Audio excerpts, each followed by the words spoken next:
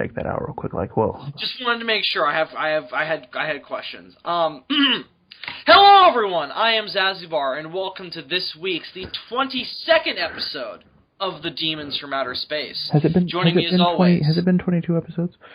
It's been 22 episodes, sir. That is impressive. Right? Like aren't you like thrilled? It's like 11 times 2. Indeed.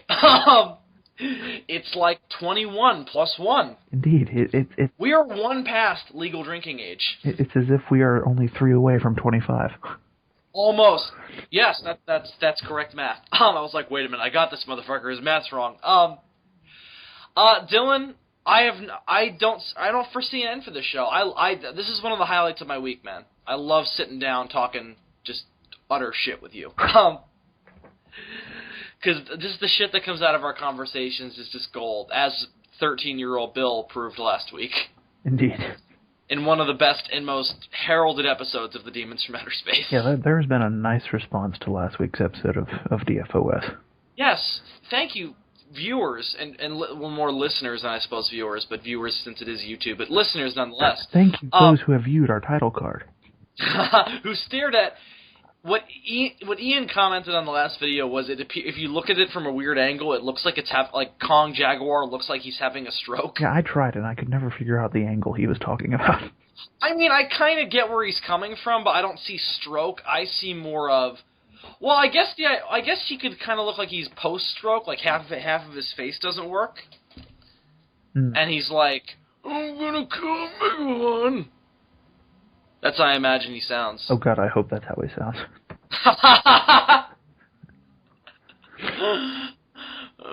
Godzilla, we're gonna beat the shit out of Megalon. What the fuck did he say? I think he said we're gonna go beat the shit out of Megalon. Oh, alright. Now he's telling somebody to get off his plane. What's going on here? Harrison Ford! Oh my, they pull off Kong's head. Harrison Ford! I would have gotten away with it too if it weren't for you. Meddling Kaiju. And now he's quoting Scooby-Doo. It's official now. Kong Jaguar's voice is provided by Harrison Ford. It's absolutely official. Speaking of Harrison Ford, Dylan and I were having an epic-ass Star Wars conversation before we started recording. An epic as in I was asking him questions about stuff I didn't know about Star Wars. Yes, now before you get too excited, this is prequel-related. Yes, at least for the moment. But we're talking about the Star Wars universe in general. We just happened to start off talking about Revenge of the Sith. And I'm not a huge Star Wars fan. I know you're not like a diehard, unless you are, and I just don't know. I used to be. Okay, so you at least have... For the majority of my childhood, Star Wars was just like the shit, man. Okay. I used to be one of those people who refused. I used to be one of those people who refused to watch Star Trek because I was a Star Wars fan, and now I was that way too. Yeah. Now that could not be farther from the truth because I love both of them, and in fact, I love Star Trek more because. Yeah, as do I. Because Star Wars has made some questionable decisions. Well, so is Star Trek, to be fair, but I think Star Trek has had because there's more of it, it's easier to bounce back. It's the same reason why Doctor Who is it's so, of all of them, I would say I'm a Who guy. Whenever somebody's like Star Trek or Star Wars, I'm like Doctor Who. But that doesn't have the word star in it. No, but it's got Doctor in it, and that's all I need. And somebody else says Stargate, and everybody punches him. Oh, fuck him. Fuck that dude. That dude's not a real geek. Fuck that guy who comes into a conversation about which is better, Star Wars or Star Trek, and just says, "Hey, what about Battlestar Galactica?" Battlestar's fine because that's actually good. I haven't actually watched Battlestar Galactica. That isn't fair. Neither have I, but of the two, that sounds like it has the higher pedigree. I once ended an argument between Star Trek and Star Wars fans once, though. Then I was all like, "Can't we all just learn to get along and hate Battlestar Galactica?" No, yeah, I guess. Why don't we hate Babylon 5 instead? Yeah, do people still remember that existed? Yeah, I think so. They have cons for it, actually. Huh. Yeah, it's fucked up, ain't it? But anyway, back to Star Wars. So my question was regarding Count Dooku, because of all of the Star Wars villains, he's the one who I know the least about. So, according to Dylan, he was trained by Yoda to be a Jedi. Originally, yes.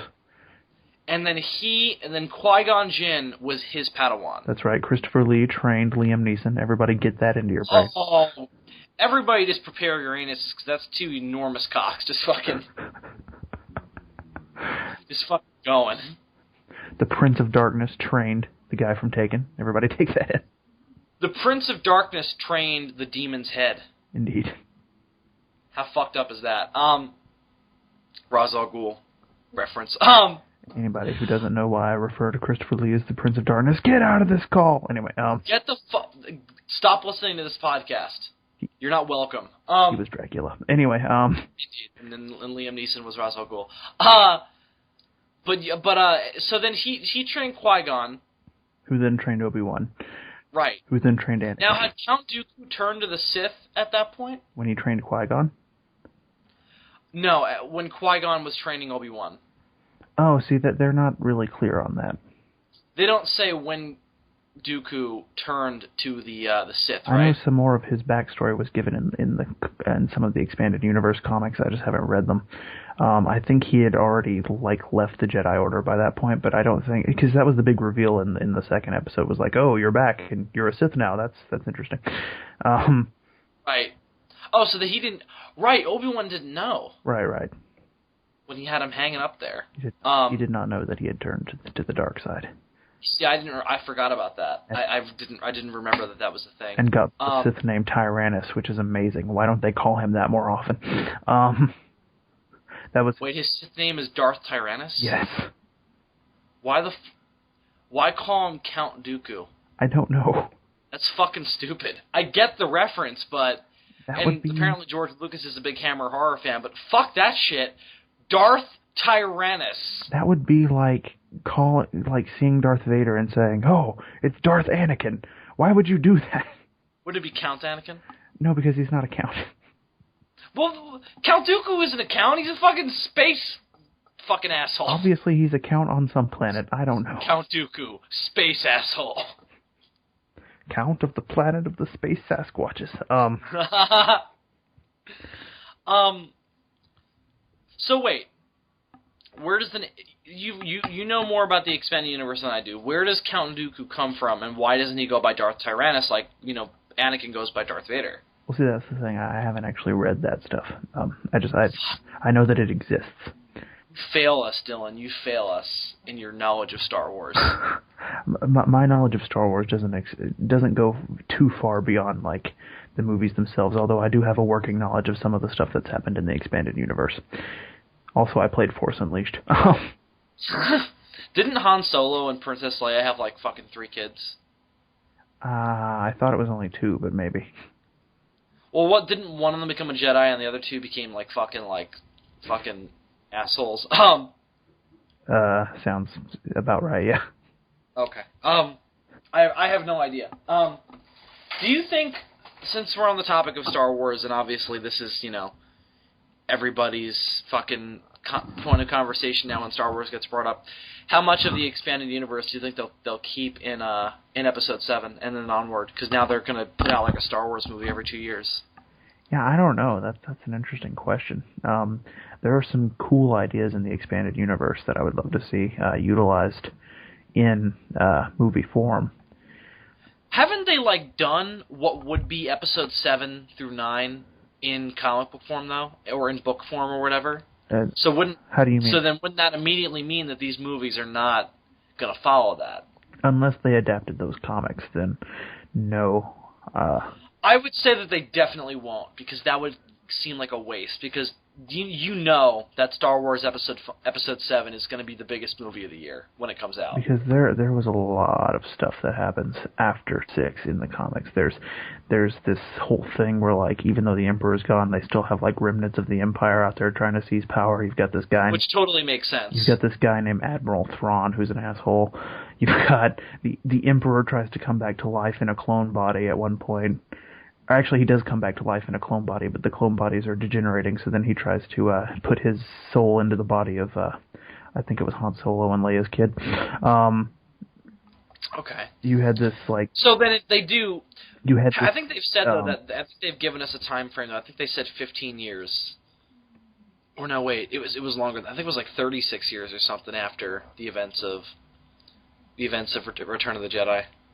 Yeah, I don't know. I haven't been following. I want to be surprised when I see what they do, so I haven't really... Yeah, as do I. I really haven't been... I'm also not a big Star Wars guy, so I'm just kind of like... I hear things very, very vaguely. You know, like when I'm listening to Hollywood Babylon, or when I'm talking to people on YouTube who I know who are huge Star Wars fans. So, I'm definitely interested. I'll totally see it. I need to rewatch the original trilogy, though. It's been a while since I've seen all three of those movies. If you can help it, get the oldest version you can. You see, here's the thing. I wouldn't notice any of the changes unless they were brought to my attention. Oh, you would notice some of them, Bill. Yeah, but I haven't seen those movies in so long. Like, it's nuts. I haven't seen the original Star Wars. Are you telling me that you would watch Episode 6 and it would never occur to you, hey, Darth Vader's not supposed to yell no before he... Oh, no, I would know that because that's become a meme. I also, all the CGI stuff I know. Okay, that's not from the original print. But all that stuff I would... Like, if I hadn't...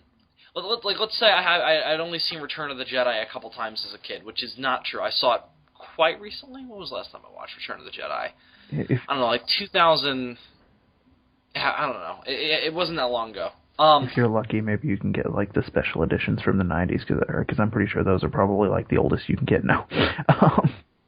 I mean, I could also always just torrent the original prints off of YouTube, or off of the internet. So, yeah. But I don't know. I'm more of a story guy anyway, so unless they made any changes that drastically changes the story, then I really wouldn't care. I'm just not a big enough Star Wars fan to be like, hey, Mos Eisley didn't have CGI robots in it. Yeah. I'm just more of like, oh, Luke and Obi-Wan are going to fucking that place. Yes, some of the changes piss me off more than others. Like, it doesn't make sense for Vader's ghost to look like Hayden Christensen when the other two ghosts look the age that they were when they died. See, that's the one that pisses me off because that alters the story.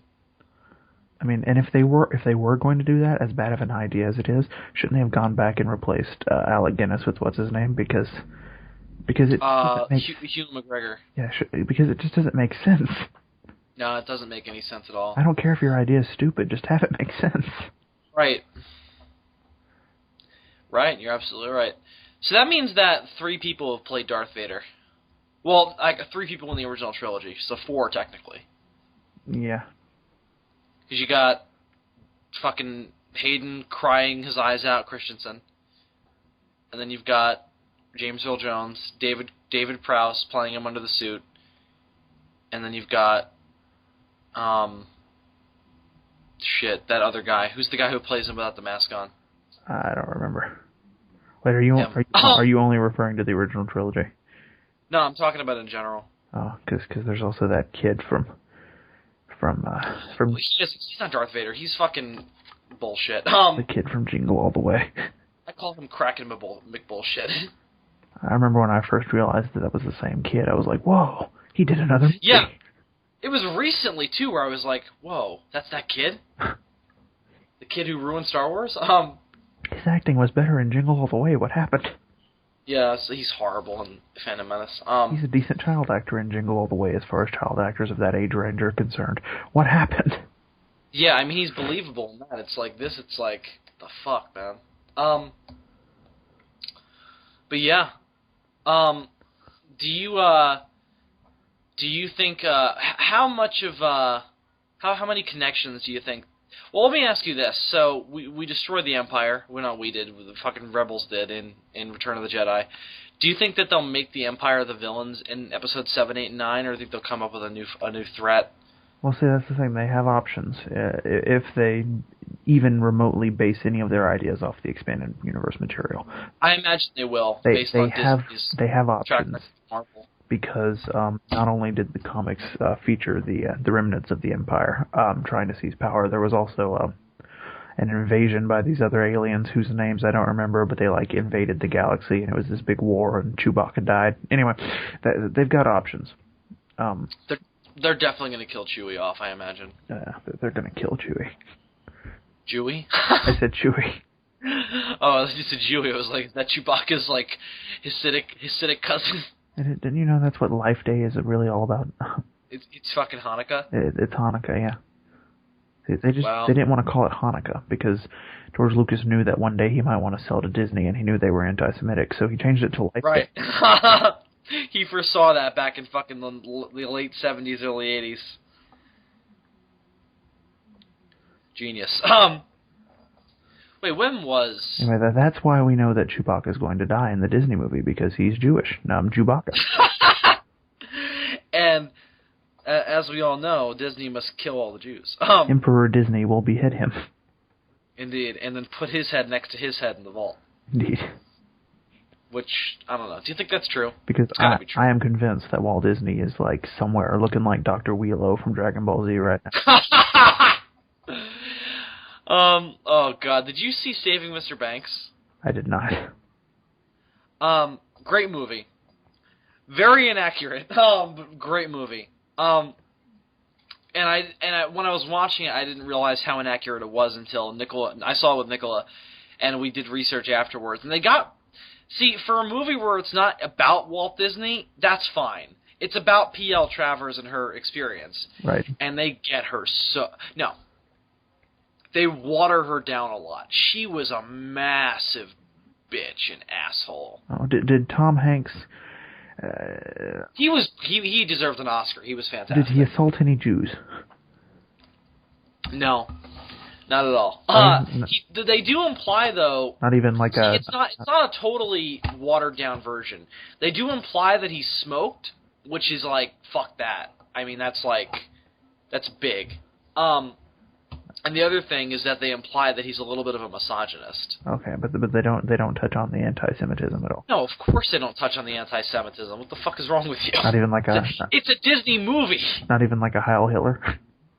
No, there's no Heil Hitler. I mean, if you want to stretch it, he always kind of looked Hitlerish. Aha!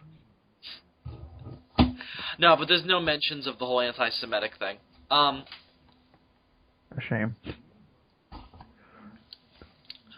It would have been hilarious if that was like his lovable character quirk, the fact that he hates Jews. That he's a Nazi. It's like the Hogan's Heroes Nazis. Oh, P.O. Travis! You are so silly, Colonel Hogan. Who's Colonel Hogan? Oh, Colonel Hogan. You are so silly. Good evening, Minnie Mouse. Oh shit, here comes that guy. That guy for the other Nazi. If we could ever do an episode of this show without bringing up Nazis. But we are German, see, so we must bring up the Nazis. For they see nothing. Colonel Hogan. Indeed. I want to do a whole episode as Schultz and that guy from Raiders of the Lost Ark. So you'll be that guy, and I'll be Schultz. And we can just have a conversation, like we'll pretend like we're doing a podcast from one of the fucking like death camps. See, now this is what I want Star Wars Episode 7 to be like. I want Tom Hanks as the villain, looking like Walt Disney, breaking in on the Wookiees. Oh, now you've got to call me Walt, you see. Breaking in on the Wookiees when they're in the middle of their mass, or whatever they call it, temple, whatever. Their mass. Whatever Jews call their services. Temple. Temple, yes, that, temple. Catholics are mass, never mind. It's all the same in the dark. And then Tom Hanks invades Poland. And he will annex Poland. But yeah, Star Wars. Star Wars. Empire your favorite? Empire Strikes Back? Yeah, probably. Mine as well. I think Return of the Jedi is probably my second. Yeah, Return of the Jedi has some flaws. It's a little too long, I feel. Like most people, I'm not crazy about the teddy bears.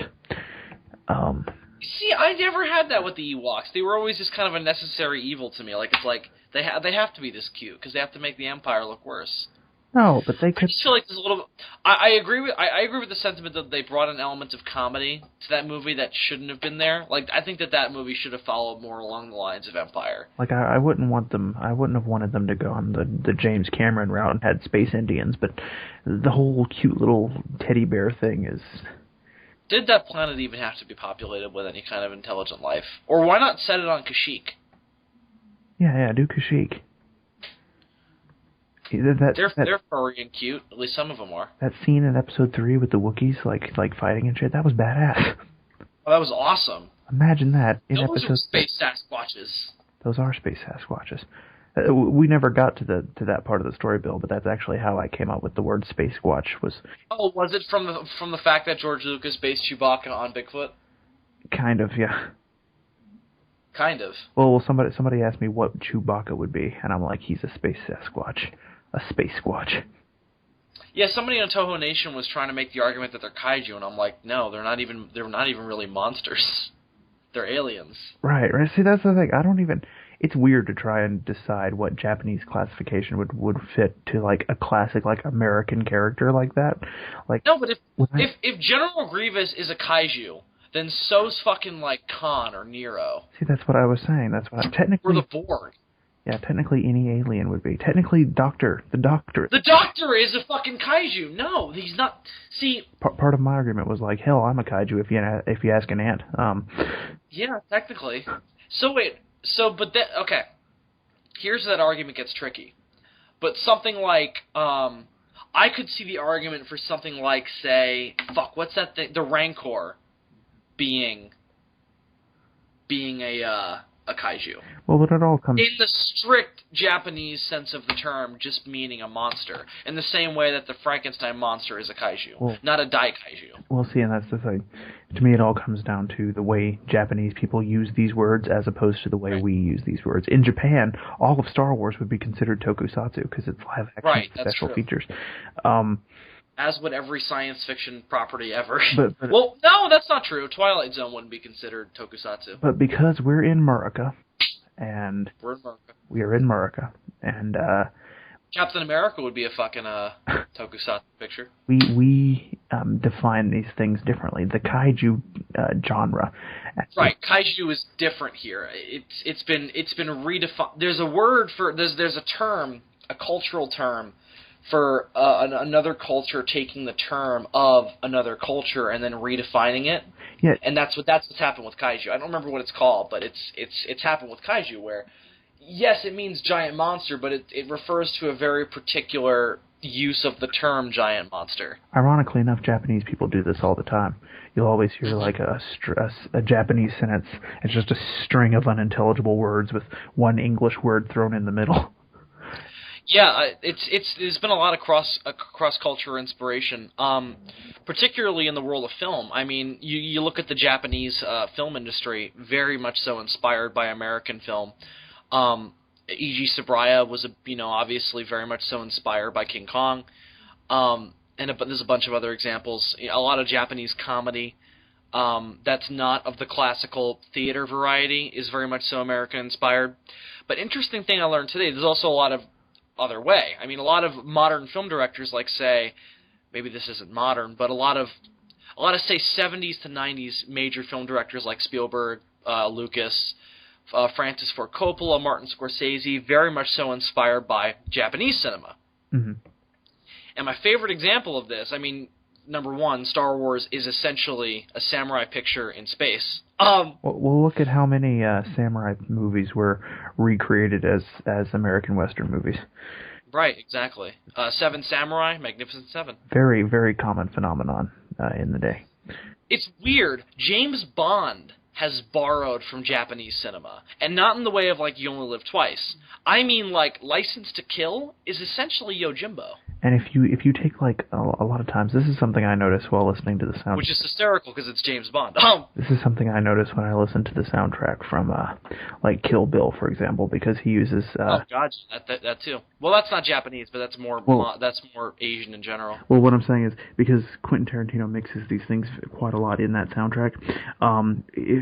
Because of that cross-cultural thing, if you take music like Ennio Morricone music from like those spaghetti westerns and like compare it to like Japanese samurai movie music, it's quite similar. Yeah, very much so. I've always found that Western and samurai soundtracks are similar and should be similar. They're similar themes. There's something about the American West and Japan that just... And feudal Japan that's just so similar. It's bizarre. Which is why whenever Japan makes an anime that borrows from those sorts of things, it always goes over really well. Cowboy Bebop. Right. My recent obsession with Trigun. It's interesting because you think about it, feudalism is a little bit similar to the government that was in the American West at the time, being kind of each town was kind of its own individual country in a way. Yeah. Because at the end of the day, they were enforcing American law, but there was nobody there to fucking oversee them. And they were kind of enforcing law that wasn't enforced upon them. And you had the same thing, obviously, in the European feudal system. It's just that has its own sort of set of tropes and things that are quite different.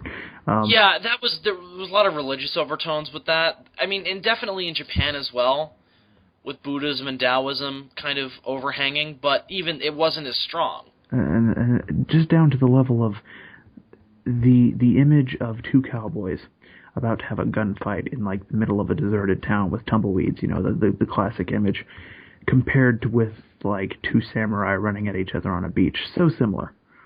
Mm-hmm. I'd definitely like to make a Western one day. I'm not a big Western guy, but I enjoy it enough where I'd want to make one. A Western with a samurai in it. Well, in a way, you know the Western I want to make. I do. Well, I mean, maybe you wouldn't want to. Maybe you wouldn't know. I really want to make my own Zorro series. Oh yeah, of course. I guess that counts as a Western, totally. It's fucking it's in the West. Old timey California, specifically San Francisco. Yeah. Some movies actually get falsely qualified as Westerns, when in fact they're Easterns. But in this case, yes, it would be a Western. Mm-hmm. Western. Like, what do you mean? Give an example. There are movies and things that actually take place in the East, but they're in that time. Oh, like Django, yeah. Yeah. Technically, that's an Eastern, or that's a Southern. Or a Southern, really.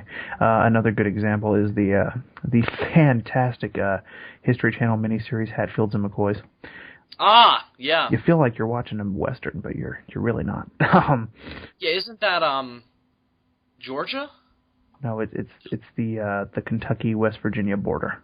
Kentucky, okay. And West Virginia. I was close. You were not close. I was in the right ballpark. There's a state in between Georgia and Kentucky, and I'm in it. Well, you're one state over. But anyway, to get back to my point earlier, the whole cross-cultural inspiration thing, Spielberg was inspired by Godzilla when he made Jurassic Park and Jaws. And even he said before some parts of Close Encounters are kind of Godzilla inspired. Isn't there from some Battle from Outer Space inspiration in Star Wars? Absolutely. A lot of Star Wars borrows from the more sci-fi Toho films. Atragon to a certain extent. I mean, look at Atragon's fucking the ship from Atragon. It looks kind of like the ships from Star Wars. Which is why Star Wars should have had a space dragon. Oh well. Totally. Absolutely. Disney, take notes. Space dragon. Well, I mean, they had space whales. Aren't there space whales in Star Wars? No, there's a space whale in Doctor Who.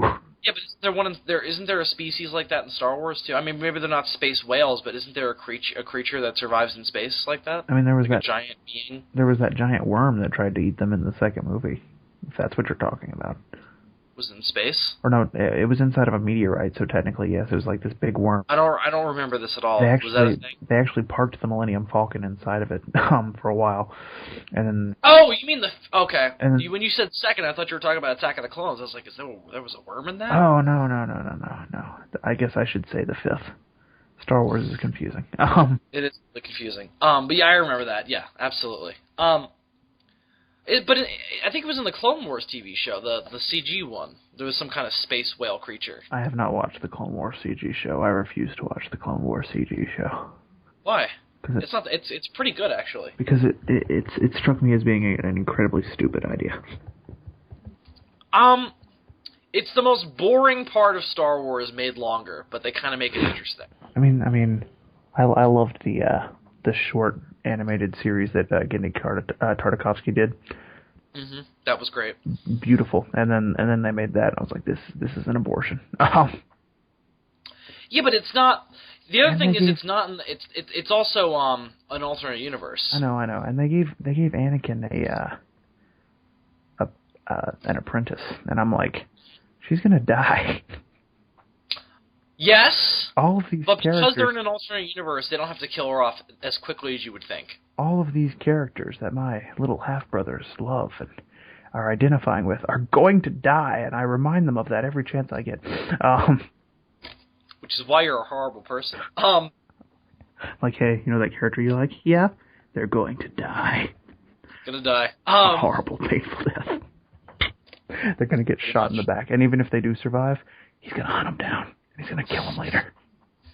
Execute Order 66. There's a whole video game about it. Yep, indeed. Go play it. It's fucking awesome. Battlefront 2 is the best Star Wars game ever made. Oh, hands down. Bar none. Love Bar Battlefront 2. But anyway, hang on. Let me get to this point before I forget again. Okay. So the term Jedi comes from the term... Fuck, I'm going to fuck this up. I don't remember what the term was exactly, but it was the word Jedi was in it, which is the Japanese term for historical drama. Huh. Which is where the samurai genre comes from. Interesting. It's called, like, Gedai... I don't fucking remember. I wish I could... Gedai Senzo or something? Fuck, I could look it up, but I'm too lazy. It's okay, Bill. You can't even say tokusatsu. Tokusatsu. I can say Daikaiju. Is that good enough? No. But yeah, that's where the term Jedi comes from. Fascinating, right? Fascinating stuff. Where does Sith come from? Do you know that? No idea. Not a clue. You failed me for the last time. What's Sith spelled? No, that doesn't work. I was going to say, what's Sith spelled backwards? Maybe that'll help. Hatis. It's just not, so it doesn't help. Hatis not helpful. Would you say, and I asked you this because I just recently finished this franchise after years of putting it off. Would you say that Harry Potter is the modern Star Wars? No. I would say so. Why? I don't know. It's almost the same story. I would say it's probably had the same cultural impact. Yeah, I would say so. Well, I'm gonna say maybe because if it's still equally as popular as it is now in 20 years, then sure. Yeah, that's the thing. If there are still Harry Potter conventions like 20 years from now, and Disney starts making more sequels, Disney, Warner Brothers, you mean? Warner Brothers, whatever. No, Disney will buy them. See. No, you're fucking crazy. That's never gonna happen. Disney will buy everything eventually. Now, Disney will buy everything that's now owned by Warner Brothers. In 30 years, it's all going to be Disney and Walmart. Because think about it this way. Warner Brothers didn't own but worked for Legendary Pictures. And the only restaurant... Where did Legendary Pictures... Where do they go? They didn't go to Disney. They went to fucking Universal. And the only... They'll sell everything to Universal before they sell it to fucking Disney. And the only restaurant business that will still be intact is Taco Bell. This is where America's heading. So, are you referring to fucking... The Stallone movie? I am. The Demolition Man? I am. Why are you making a Demolition Man reference? To see if you would... It's a great, stupid movie, but why are you fucking referencing it? To see if you would get it. Bravo, good sir. I did get it. I love that movie because of how fucking stupid it is, but I love it. It's got what's his name in it? You know? Wesley Snipes. Yeah, that guy. I was just Both of them are going to be in Expendables 3. I was just about to say, that black guy. It's got him in it. And he's really entertaining in it, and he doesn't even turn out to be the real villain. Oh, is he not? I never finished it. I mean, he's the one that Demolition Man or Sylvester Stallone has like the big climactic fight with at the end, if I'm remembering correctly. But the real like villain is like the guy that runs the city. Oh yeah, that's a horrible future. And you know why? Because Taco Bell is the only restaurant still alive. No, because people don't fuck. Oh yeah, they have mind sex. That's fucked up. Don't ever do that, Dylan. Don't ever create that. Don't ever have mind sex? No, you can have mind sex as long as you don't create a machine where that's the only way you can have sex. How do they have children in that universe, then? Artificial insemination? Oh, is that what they say? No, but that's what I would gather. You figure they would have explained that if people don't have actual sex. If they don't have actual sex, I suppose that's the only way. They probably have to like file a claim with the government and get approved to have a baby. And then the government sends them some sperm. Ugh. In like the mail in like an envelope. In an envelope. No, they send an agent to their house to donate it personally. Fucking comes up to their house, ding dong. I'm here with your semen. Okay, where is it? Well, zip. Be like the episode of Family Guy where the stork comes to the woman and she's like, "Where's my baby?" And it's like, "Sweetie, you and I are gonna make the baby." That's fucking genius. Bestiality is funny. And somehow it produces human babies and not half human, half stork hybrids. Isn't the stork thing fucked up? Don't you think? It's like, Mom, where do babies come from? You were brought by a bird. A magical, immortal bird brought you down from the sky on a wave of lightning and dropped you on my doorstep. So what you're saying is, so what you're saying is I'm adopted. Yes, and so is the rest of the human race from birds. That means every now and then, yes. Every now and then, birds will have a deformed baby that looks like us. That's where our species comes from. Yes, we did not really evolve from apes. We are mutant bird things. So this is like the opposing viewpoint of both evolutionism and creationism. Indeed. This is storkism. Or Darwinism. It's not evolutionism. That's not a word. Darwinism. Storketology. Storketry. Storketry. That's funny. Stork aesthetics. I just thought of the stupidest joke ever. So let's say we're creating a Marvel universe in which all of the fucking Marvel superheroes are birds. So you would have Tony Stork, Peter Pecker, hang on, I'm not done. Bruce. What would Bruce Banner be? What's a bird that starts with a B? A blue-footed booby. Bruce Bluebird. Bruce Bluebird. Bruce Bluebird. What about Thor, huh? What's Thor? Thor would be, well, if you want to get technical, Thor in the original in original continuity was Donald Blake, which was his human alias, so it could be Donald Blue Jay. Donald Duck. Donald Duck! No, it's copyrighted. But it's copyrighted by Disney, which owns Marvel. Oh! And Star Wars. And Rob Schneider is a duck? Crossover time, everybody. It's gonna happen. I'm just waiting for the Marvel and Star Wars to be put into Kingdom Hearts.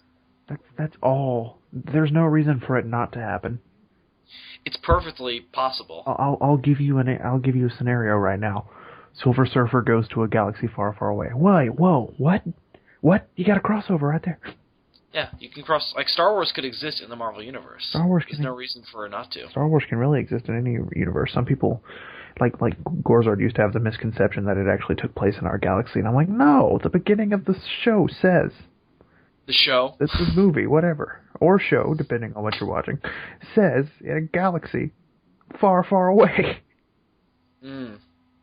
Indeed. Unless the guy telling this story is in a galaxy far, far away, which he's not. It's not our galaxy. Right. Well, I mean, theoretically, George Lucas is the one telling the story. Theoretically.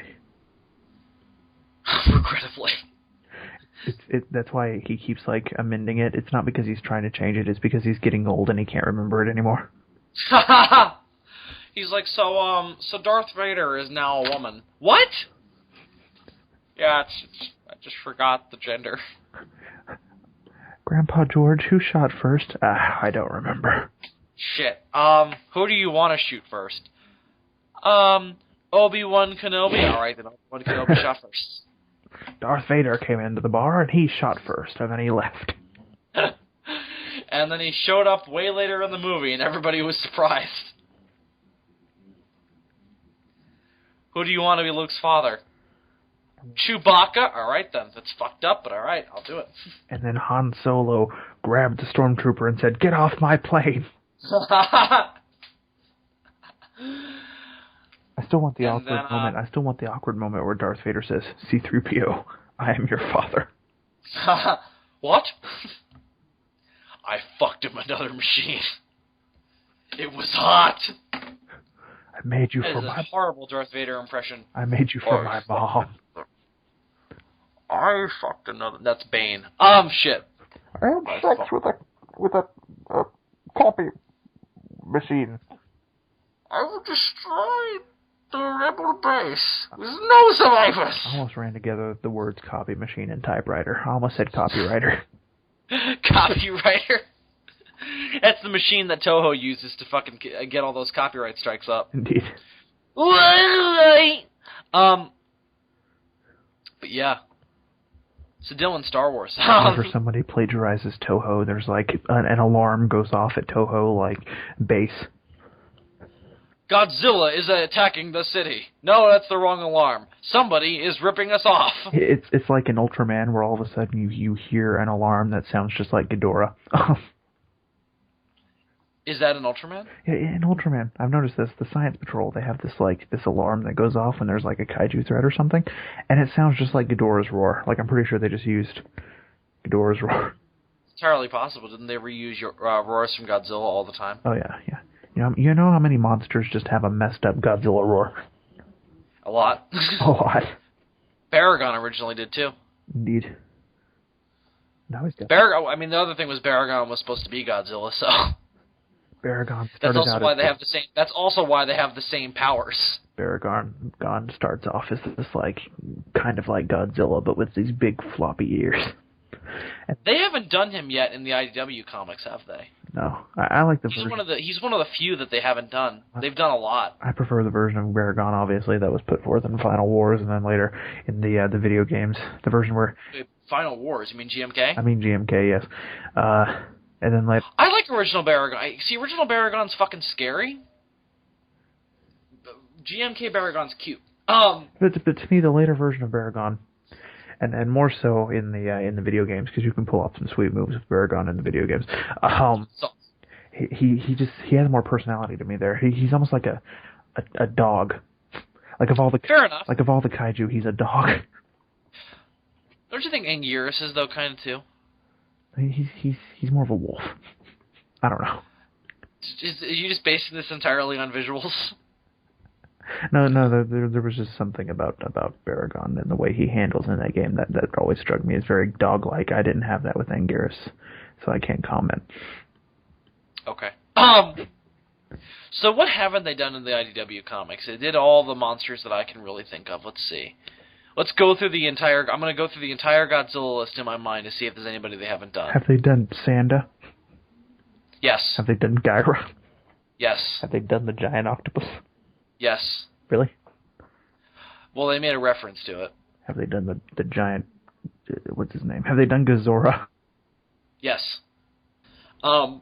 They did... They referenced Gotengo. Have they done...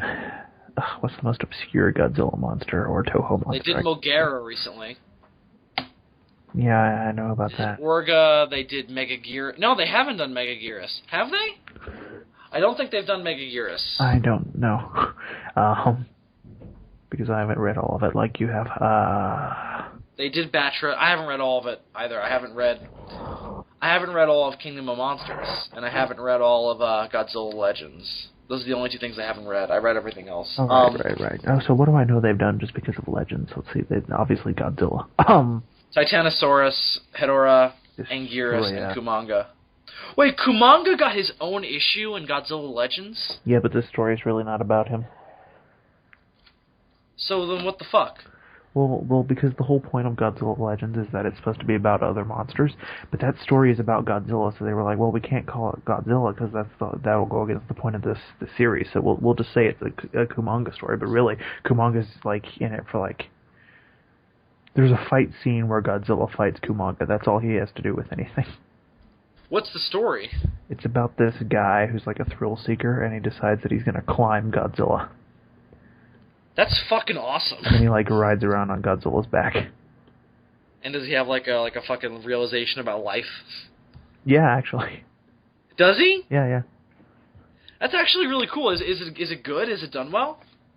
Yeah. I didn't like it as much as some of the other stories in there. But it is done well.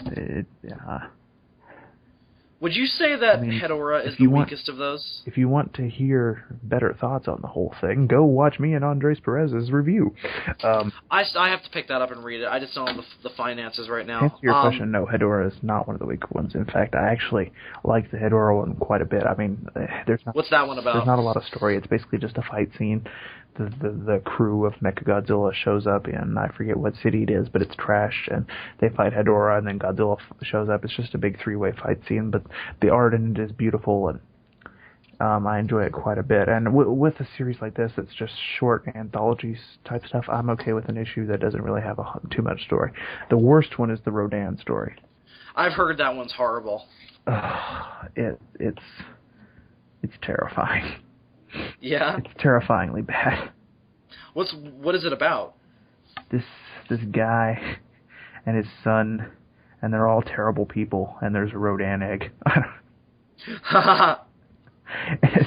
They're on this American, I guess it's an American/Japanese military base. I don't know. It's very confusing. But they're on this military base, and this scientist has this Rodan egg, and he is more interested in this egg than he is his son. And his son takes the Rodan egg to school because he's being bullied, and he knows that if he takes the egg to school, then Rodan will show up and kill all the bullies. That's fucked up. It's a messed up story. And other than that, it's just not interesting. The characters aren't likable, and the art is horrendous. So really, the only ones I can think of that they haven't done are Baragon and Megaguirus. I'm surprised they haven't done Baragon, though. Because Baragon, he doesn't get a lot of love in the movies, but the fans like Baragon. Baragon, they'll probably do him eventually, because they're not done after this. They've still got I think they've got a couple of years with Godzilla left. Here's the thing. Have they done Frankenstein? No, but they've done the Gargantuas. So they really can't do Frankenstein now. Why not? Because they've done the better version of their version of Frankenstein. But it's their own universe. Why can't they just disconnect? That and they probably wouldn't be able to. Their rights are very strange. They can't use obviously they can't use King Kong. Oh, bullshit. What about Mechanicon? Can they use Mechanicon? No, they can't use Mechanicon either. They can't use anything related to the King Kong stuff. They said they tried to get the rights, but Universal wouldn't fucking play ball. What about? If anyone's gonna do a fucking Kong comic now, it's gonna be Dark Horse, because Dark Horse is most closely connected to Universal. What about, and maybe they've already done this, what about Gorosaurus? Fuck, have they done Gorosaurus? They can use him, for sure, but have they done him? That was my question, is do they have Gorosaurus? Was Gangsters they can and definitely Goliath, use him. was Gangsters and Goliath's IDW? Yes. Yep, he's in that. I was about to say, can't he be seen in that at some point? Yeah, he's in that. So yeah, he is in it. They've done Jet Jaguar. They've done Jet Jaguar, and they do him amazingly. They made me like Jet Jaguar, which is fucking hard. What? I tweeted that Chris Mowry and Matt Frank made me like Jet Jaguar, and they both retweeted it. It was awesome. Chris Mowry, Matt Frank, you are miracle workers.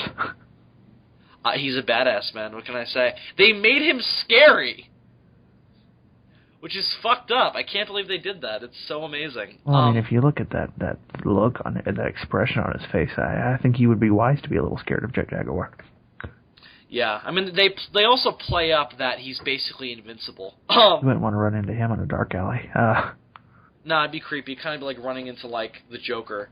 It's like what would happen if, like, Ultraman was, like, a rapist or something. That's what he looks like. He was a creepy 70s pedophile. Ultra rapist. They just did Orga, so he's off the table. I wouldn't be surprised if there was a... They even did fucking Shakirus. It would be hilarious, but I wouldn't be surprised if there was an Ultraman-type character that was a rapist. Because in Japan, they have a comic book called The Rape Man. What? Or Rapu Man, as it's actually... Is he a superhero or is he a villain? He's a superhero. What? He's a teenage boy who at night dresses up as the Rape Man, or Rapu Man, and quote, settles scores with women. What? By raping them. It was in an episode of... Are you fucking kidding me? I saw it in an episode of SVU, and I was like, that can't be real, and I Googled it, and it's real.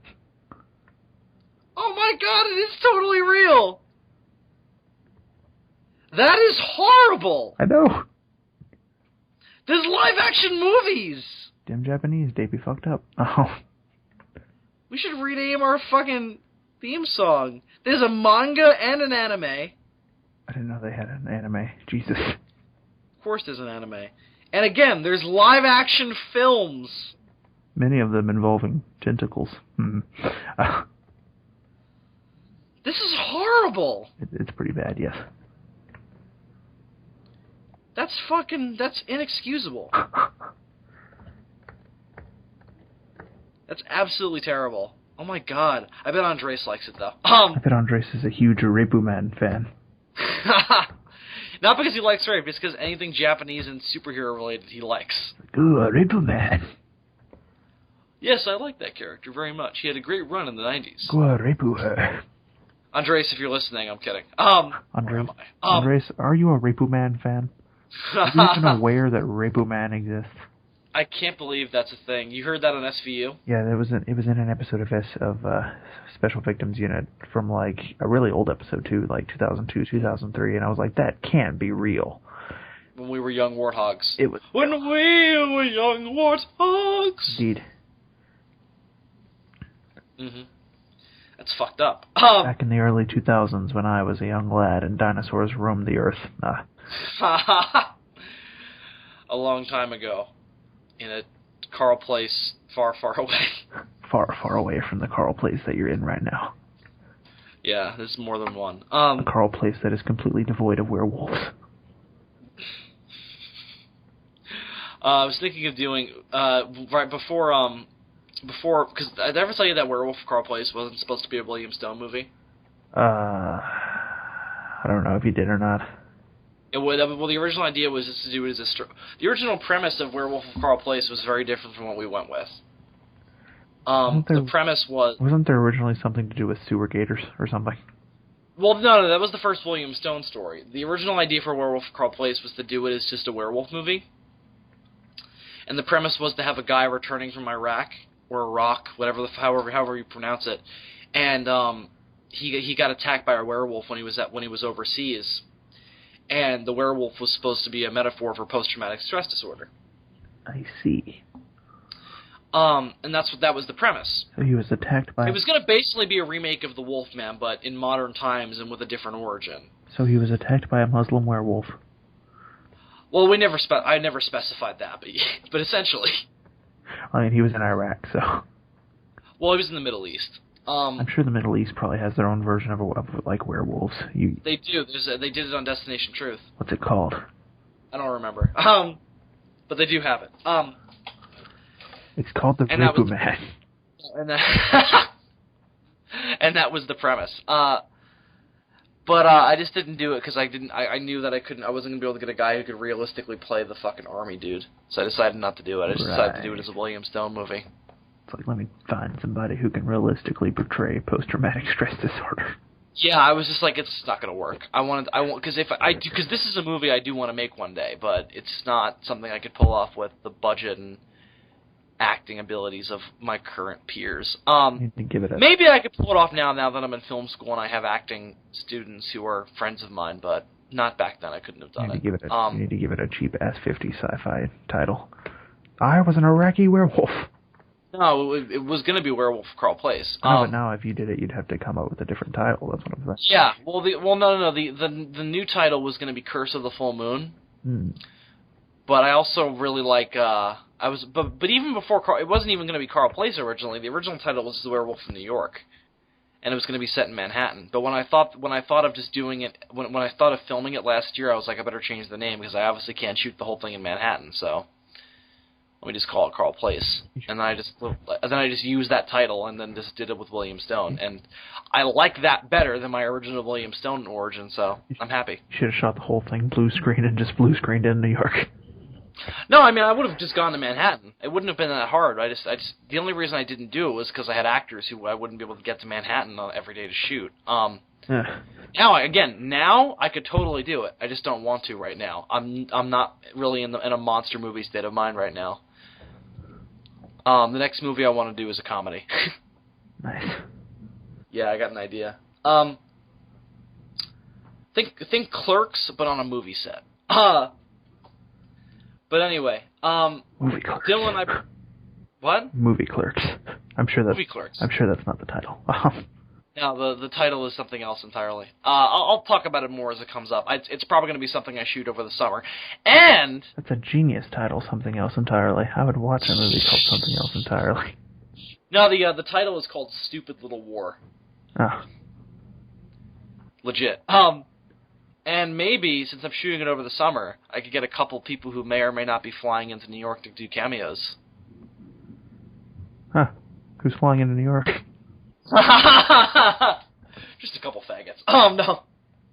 Oh, Kidding. One maybe. You be the judge of which one. Oh my. No. Oh my. We're gonna share a room with that guy. Kidding. Jokes. He's gonna be in the corner in a tortilla. No, I think I don't really care, because the idea now is to do it where you are in the bed, he's on the couch, and I'm gonna get a fucking pull-out bed. You're gonna sleep in the closet, standing totally. up with your arms folded like Nosferatu. You guys just like, Bill, it's time to get up. Fucking rise from the dead. Dylan, before we started recording, I promised you more podcasting gold. You did, yes. Podcasting gold that was different than the podcasting gold of 13-year-old Bill. Yeah, we're not going to revisit 13-year-old Bill this week. I know everybody's upset. Yeah, I'm sorry. If anybody's disappointed, believe me, 13-year-old Bill's going to fucking come back. Just not yet. We can't do it every week because we would run out of it very quickly, and we're going to stretch it out as long as we can. Yeah, maybe we'll do it once per month. We'll do a couple readings in the writings of 13-year-old Bill. That, and I have a bunch of other notebooks I have to pull out. You see, when we find things like this, we like to stretch them out over time. That way it takes you longer to get fed up with us and leave. Right, exactly. We like to kind of tease you, because if we keep fucking you, you're gonna get sick of it and move on to another chick. So we just decided to kind of, that's the mentality we operate under. We gotta string you along for a while, give you a wink at a party or something. Right, exactly. Give you the wrong idea, then get awkward phone calls from Dark Horse Camera. Very awkward phone calls. That was a Toho Nation reference. Some people got that, others did not. Yeah. But I have a bunch of other notebooks I have to pull out, so when we pull those out, we'll obviously read from those, but those were from an even younger version of Bill. Oh my god. Young Bill. And then I've got fucking... Will the inspiration for Ghost Skater be revealed? No, I can tell you that fucking right off the cuff. You want to know? I mean, it's not a very extravagant or interesting story, but it was just, I liked the Ghost Rider movie at the time. You're like, hey, I liked that movie. I'm gonna put him on a skateboard. Yeah, that was literally the mentality. And because, just for reasons, I decided to make it a comedy. Well, that was probably actually a wise decision. I would say so. I don't know if you could pull off a serious Ghost Skater. Probably not. Maybe if you cast Nick Cage. He does exist, though. Somebody, I don't remember who it was. Somebody, was it you? Somebody sent me an image of, like, the actual Ghost Skater. He exists. He's from one of the alternate Marvel universes. It was either me or Andres, I'd wager. I don't remember. Probably Andres. That seems like something he would pull out of his ass. He'd be like, hey, that thing exists. Insert random obscure reference here. Yeah. I miss Andres. I haven't talked to him in a while. He saw 2001 for the first time a few weeks ago. It rocked his world. Oh, yeah? Yeah, was it a few weeks ago or was it last week? I don't remember. But I'll see him. I'll talk to him this weekend when we do SOS. Which is, as far as I know, coming back this week. It's been a long time since we put out an SOS. Yeah, things happened. Yeah, just things have gotten in the way, and schedules haven't lined up, and we haven't been able to record, so... Or some members of the SOS tried to record, and it didn't go well. Technical difficulties emerged. Yeah, so we'll be doing that this weekend, and it should go up on either Sunday or Monday. Probably Monday. But if I can bust my ass, I can probably get it up on Sunday. But I do have a life, so maybe not. I'll do my best, though. To Dylan, Podcasting Gold. We're going to return to the life of a younger Bill, but not 13-year-old Bill. We'll return to that later. But we'll be going back a lot further. We're going to go back to the life of a Bill who even young Bill, or who even 13-year-old Bill will look back and go, what a fucking idiot. 5-year-old Bill. 6-year-old Bill, actually. No, that's wrong. 3 to 6-year-old Bill we're going to talk about tonight. Looking at your 6-year-old self, you're like, yeah, fucking idiot. Here's the thing. You don't even know how to spell onomatopoeia yet. Depending on your backstory that I don't know, this may or may not also relate to 3 to 6-year-old Dylan. Oh? Dylan, I'm going to take you on a trip. On a trip of feels. Where? On a trip to a past of children's television that wanted to just curl up and die. But because of the internet, we ain't going to let it die. We're going to let it live on, and we're going to make fun of it until the internet dies itself. Dylan, I'm going to take you back to a simpler time. A simpler time in the landscape of a lot of crappy, bizarre children's live-action television shows, where the midst of Thomas the Tank Engine, fucking that Bear in the Big Blue House show. Oh, I remember Bear in the... I liked that show. Bear in the Big Blue House. According to my the mother. Magic Garden. According to my mother. The live-action Chipmunks show, which was with puppets. According to my mother, and I don't think this was live action, I think this is actually a cartoon. According to her, I liked some show involving, like, bananas. And I do not remember what this... Turns out I don't remember this either. Theodore the Tugboat. But I'm actually going to go even more live action with it. Dylan, I'm going to tell you a story. I'm going to tell you the story of a man whose name I have to look up because I don't remember. Pappy World. Alright. So we're going to go back to... Wait a minute. Does it actually have a fucking website? Hang on. No. Okay. That's not it. Dylan, I am going to take you back. Hang on, I gotta find it now. I just had all this epic build-up, and now I can't fucking find it. Oh, I fucked it up. Okay. It's not world. Dylan, I'm going to take you back to an age where we watched a television show only known as Pappyland. And I am going to tell you the story, the saga, if you will, of a man named Pappy Druitt. Ringing any bells? No. How can you forget the...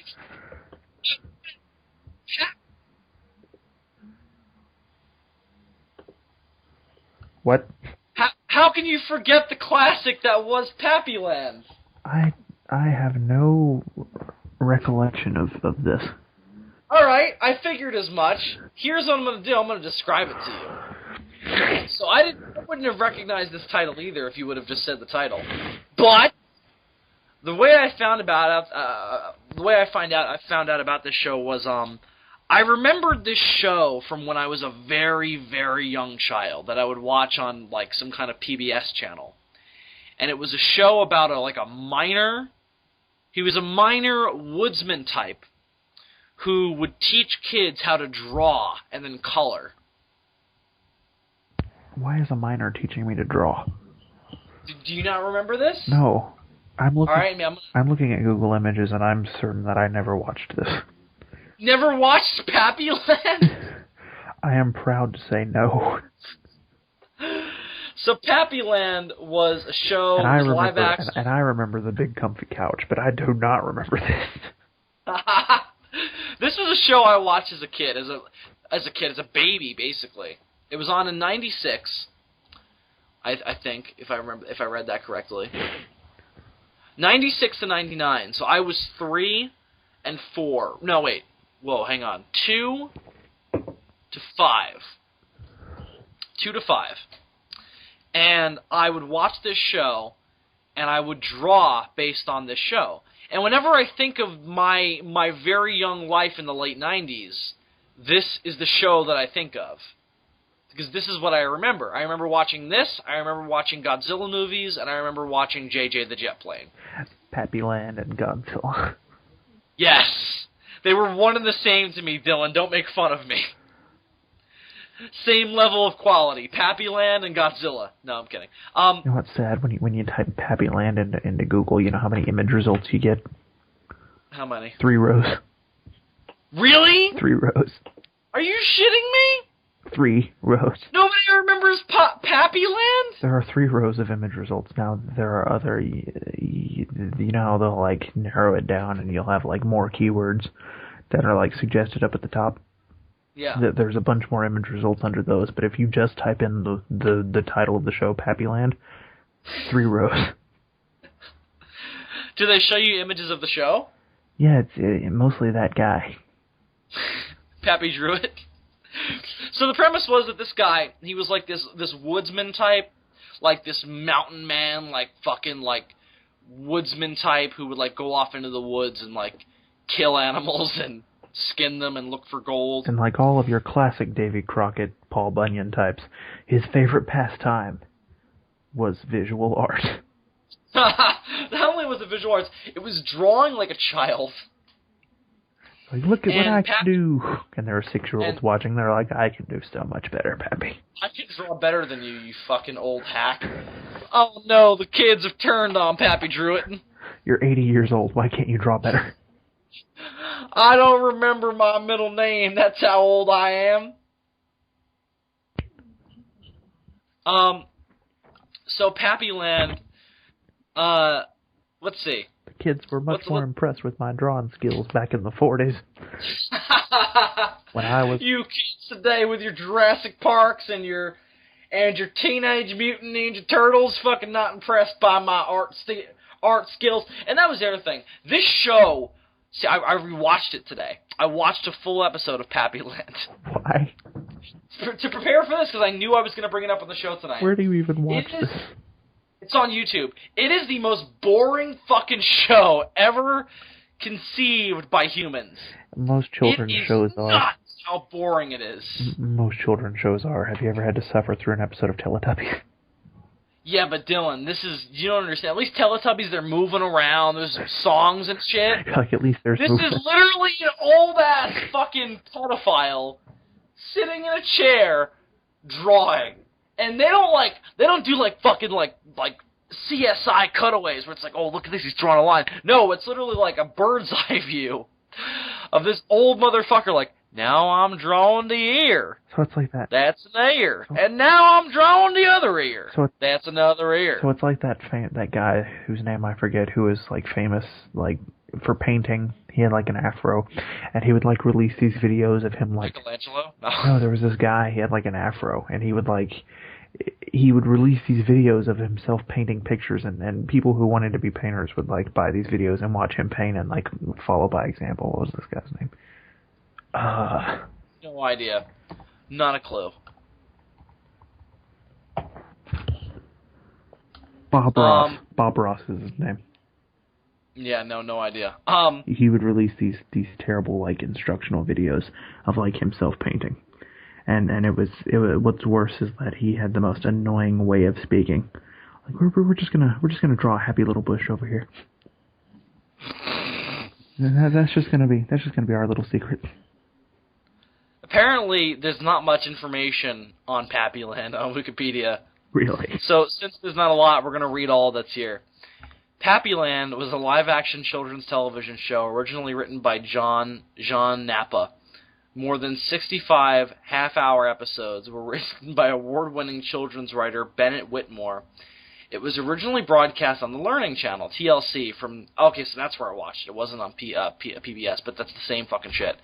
From the 96-99. Then, after cancellation, aired reruns until February of 2003. Fuck! Really? Wow.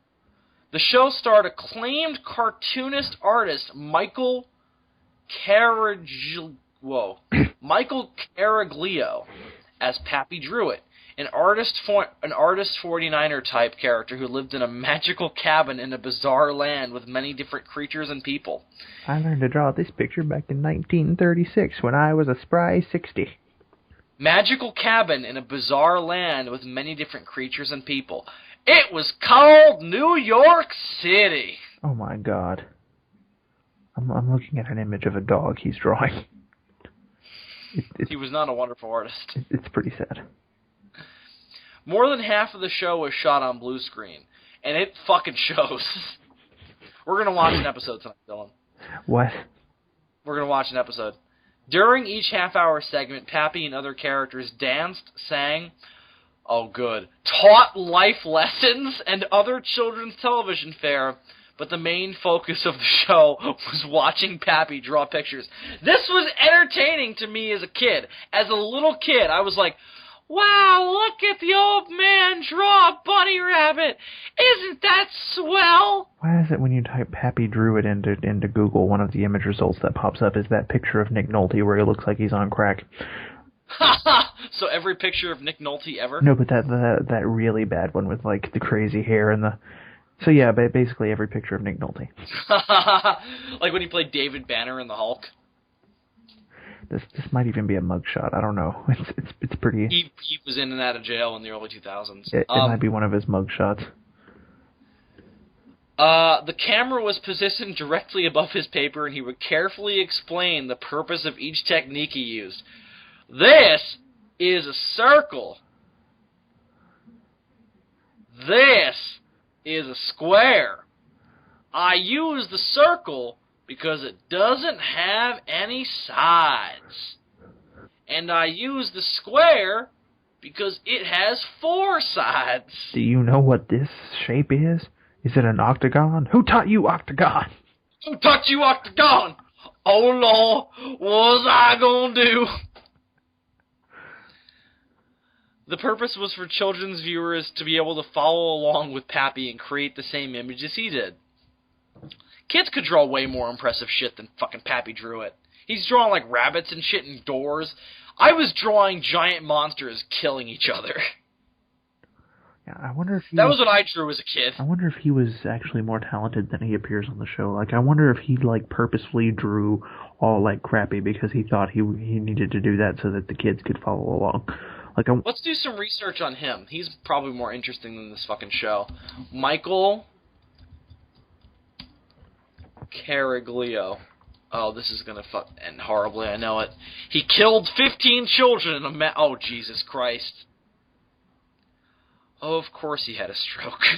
He had a stroke? Oh, no. Alright. Let's see. Wiki answers. Is Pappy Druitt still alive?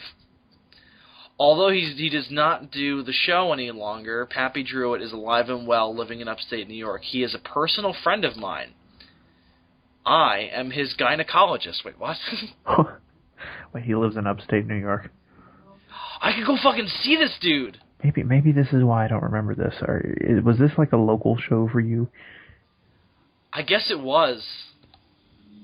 It was probably a public access show. Let's see, I'm going to do a little more research. Oh! Yeah, it was a New York-only show. I didn't get that far. 10% of our audience might remember this, possibly. If you live in New York, you might have seen this if you're my age. Oh, Dylan, it's available on DVD and can be viewed digitally on Roku's Family Time TV channel. Of course it is. Don't you want to watch it? No. Today, Michael Caraglio is hosting Inspiration Station on Smile of a Child TV. So he's still fucking out there, man. He's still acting. Acting. He's still an active pedophile. No, he's still... Oh, this is his entire fucking... I'm going to DeviantArt. I wonder if there's any fan art of Pappy Druitt.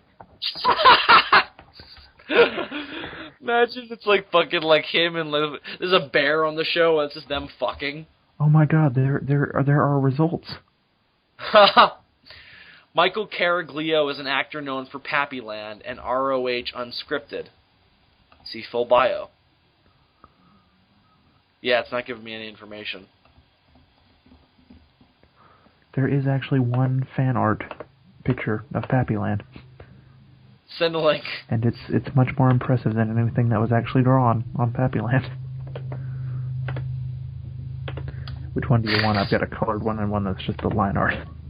Send me the color one. Oh, good. There's box art and shit. And there's a shirtless dude. What? This is weird. Whoa.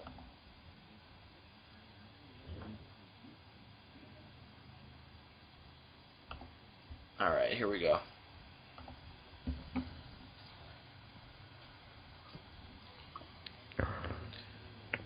Well, this picture was done for a contest on Pappy's Facebook.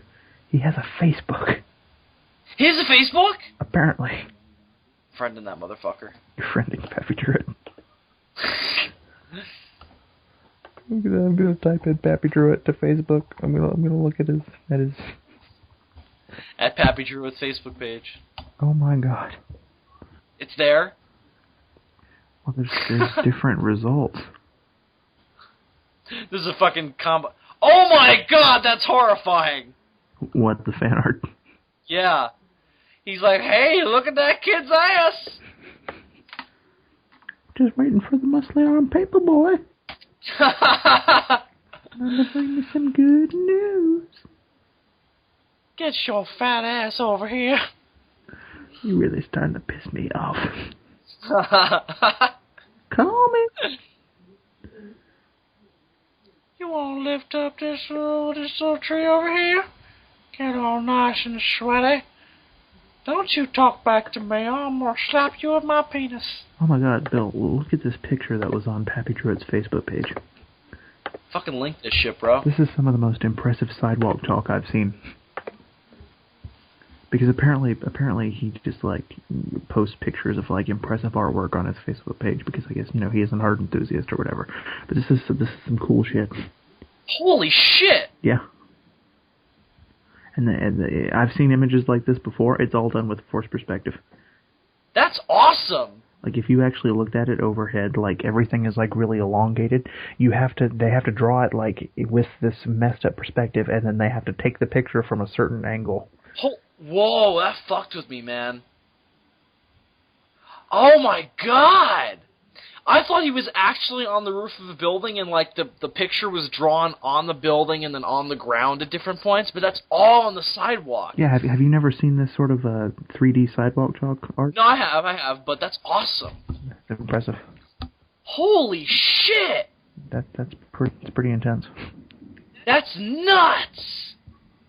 Happy Druid's a badass. I don't think it's him that did that. Yeah, but he shared it. He's part of it. Here's a less impressive, but still kind of neat one.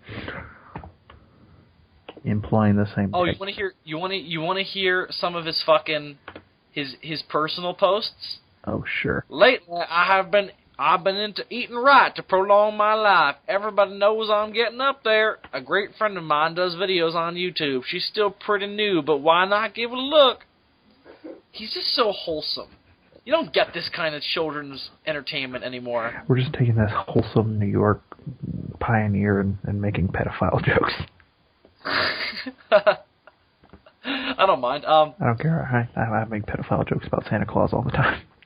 Might be dead now. When did he post that? He might. No, he's probably. Did you say he might be dead now? The last thing he posted was on March 10th, 2013. So he might be dead. Might be dead. Oh, maybe not. Maybe not. I mean... Okay, no, never mind. No, it was March 10th, 2014, excuse me. Okay. I mean, in the 90s, he was just, you know, in his early 120s, so I'm sure... So he's still young. He's still in his younger years. To all of you artists out there, here's a contest. Draw a photo of me, and I like yours. If I like yours the best, I'll make it my profile picture. All photos must be in by August 31st. Good luck. We've been to DeviantArt. There was only one submission. Oh, that's so sad. Not surprisingly, it won. And it's also his account picture. It is. That's so sad. It got 16 likes. I mean, what does he expect? It was a public it was a local show. I feel bad. I feel like I should like this page out of obligation to my fucking area. Like, I'm from this area. I watched this as a kid. You should take this. You should go to your school armed with this information and see how many other people know about this.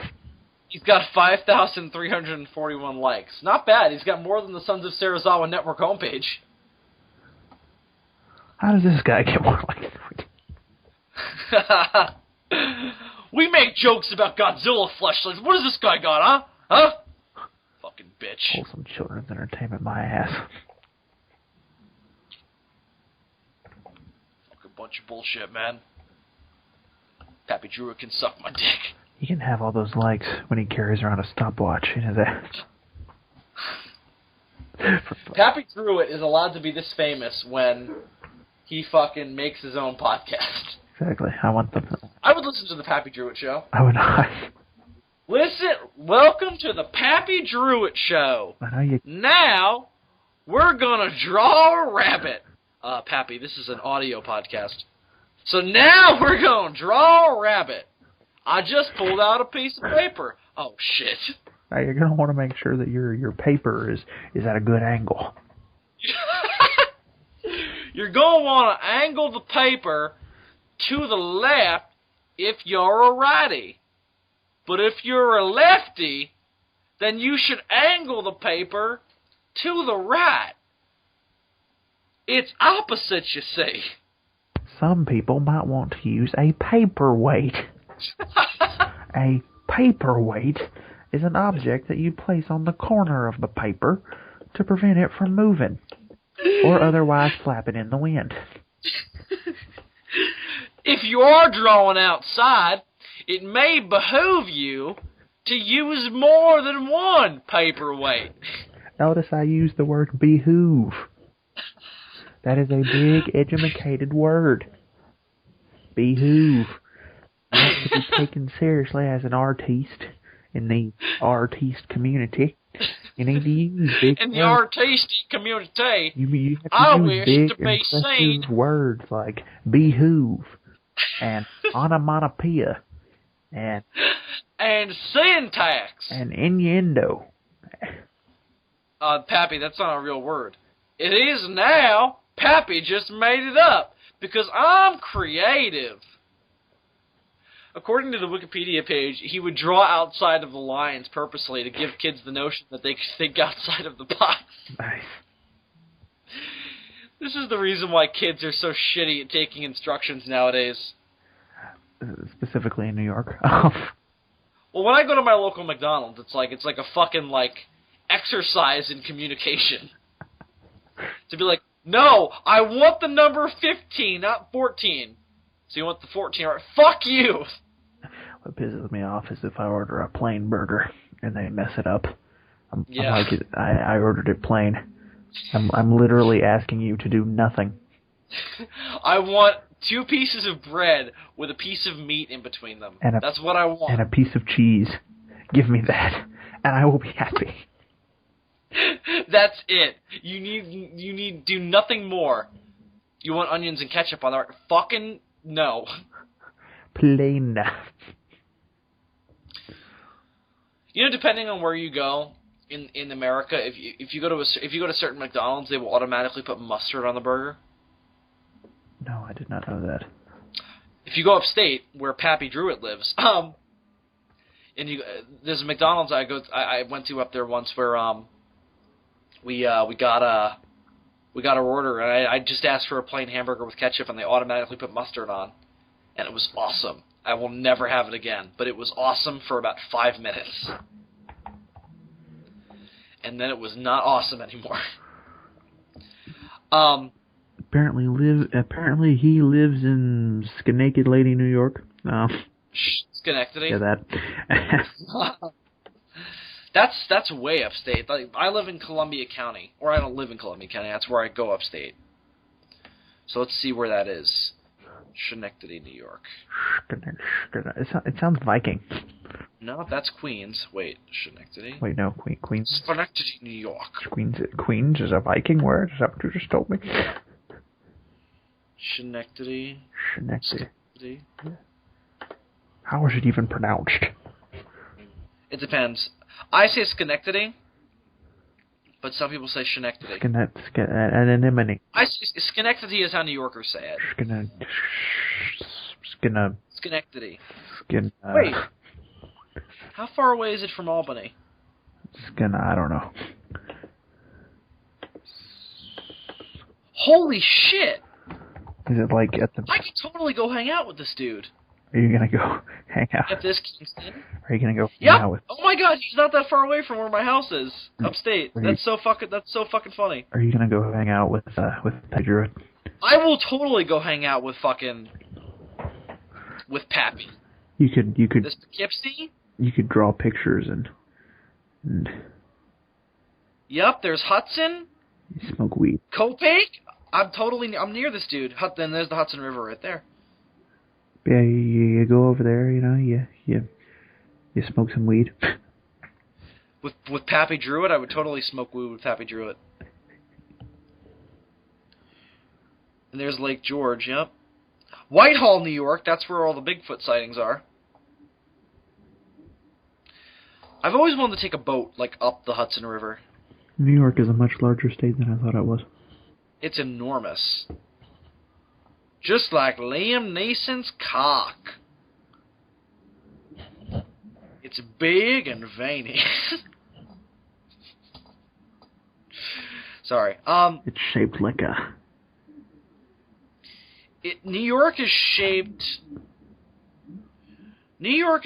like a boot with like shit hanging off of it. And that shit is Long Island. That's where I live. What part of New York do you live in? The shit. I live on the shit.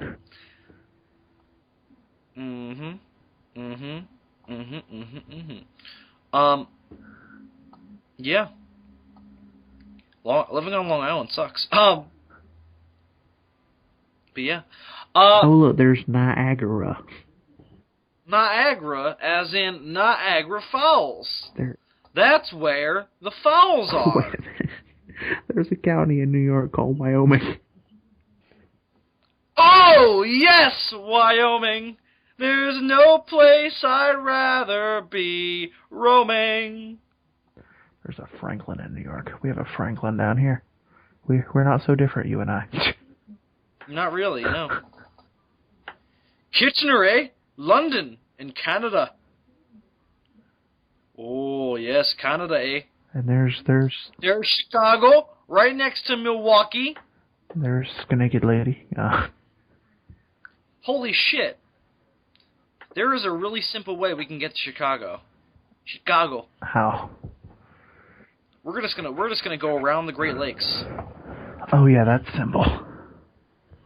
We're just gonna ride them. Oh wait a minute, I'm sorry. I just realized my marker on my map on Google Maps is still on Schenectady. You can't. So I was like, oh shit, we can just drive straight right through the Great Lakes. And you can't drive through a Great Lake. No, we drive like around them though and everything. But I remember, oh shit, we're on Long Island, so we have to go through all those fucking like Pennsylvania. We have to go through Pennsylvania, the entire state of Pennsylvania. We have to go through Jersey before we get to Pennsylvania. No, we don't. We don't have to go through Jersey. We're gonna go around Jersey. We're gonna go around Jersey. We're not fucking driving through New Jersey. Are you fucking insane? I don't want to drive through New Jersey. I might get New Jersey germ. You don't have to. I'm gonna have to. I'm not trusting you guys driving on the East Coast. You're nuts. That's true. Yeah. Yeah. Oh, we do have to drive to New Jersey. I'm sorry. You're right. Damn it. Now I'm gonna get like New Jersey germs. It literally is the armpit of America. I'm gonna get New Jersey AIDS. We have to drive through the entire state of Pennsylvania, the entire state of Ohio, the entire state and of the entire state of Indiana. And then we have to drive through half of Illinois. Oh, driving through Ohio is going to be a pain in the ass. Why? Because I hate Ohio.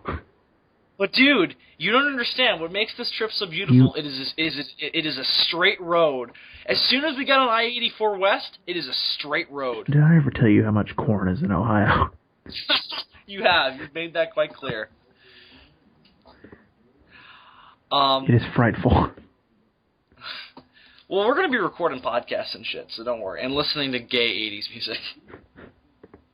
Oh, I have another addition to our vaguely homosexual soundtracks to go to. Oh, I don't know if we ever thought of this before, but I have the theme song to Greatest American Hero. Oh, shit! Joey Scarsberry. Believe it or not, I'm walking on air. Never thought I could feel so free. You get some. Flying away on a wing and a prayer. Get some Don Henley. And what I found is Tarzan Boy by Baltimore. Tarzan Boy. It is an awesome song, but it is so gay. Oh.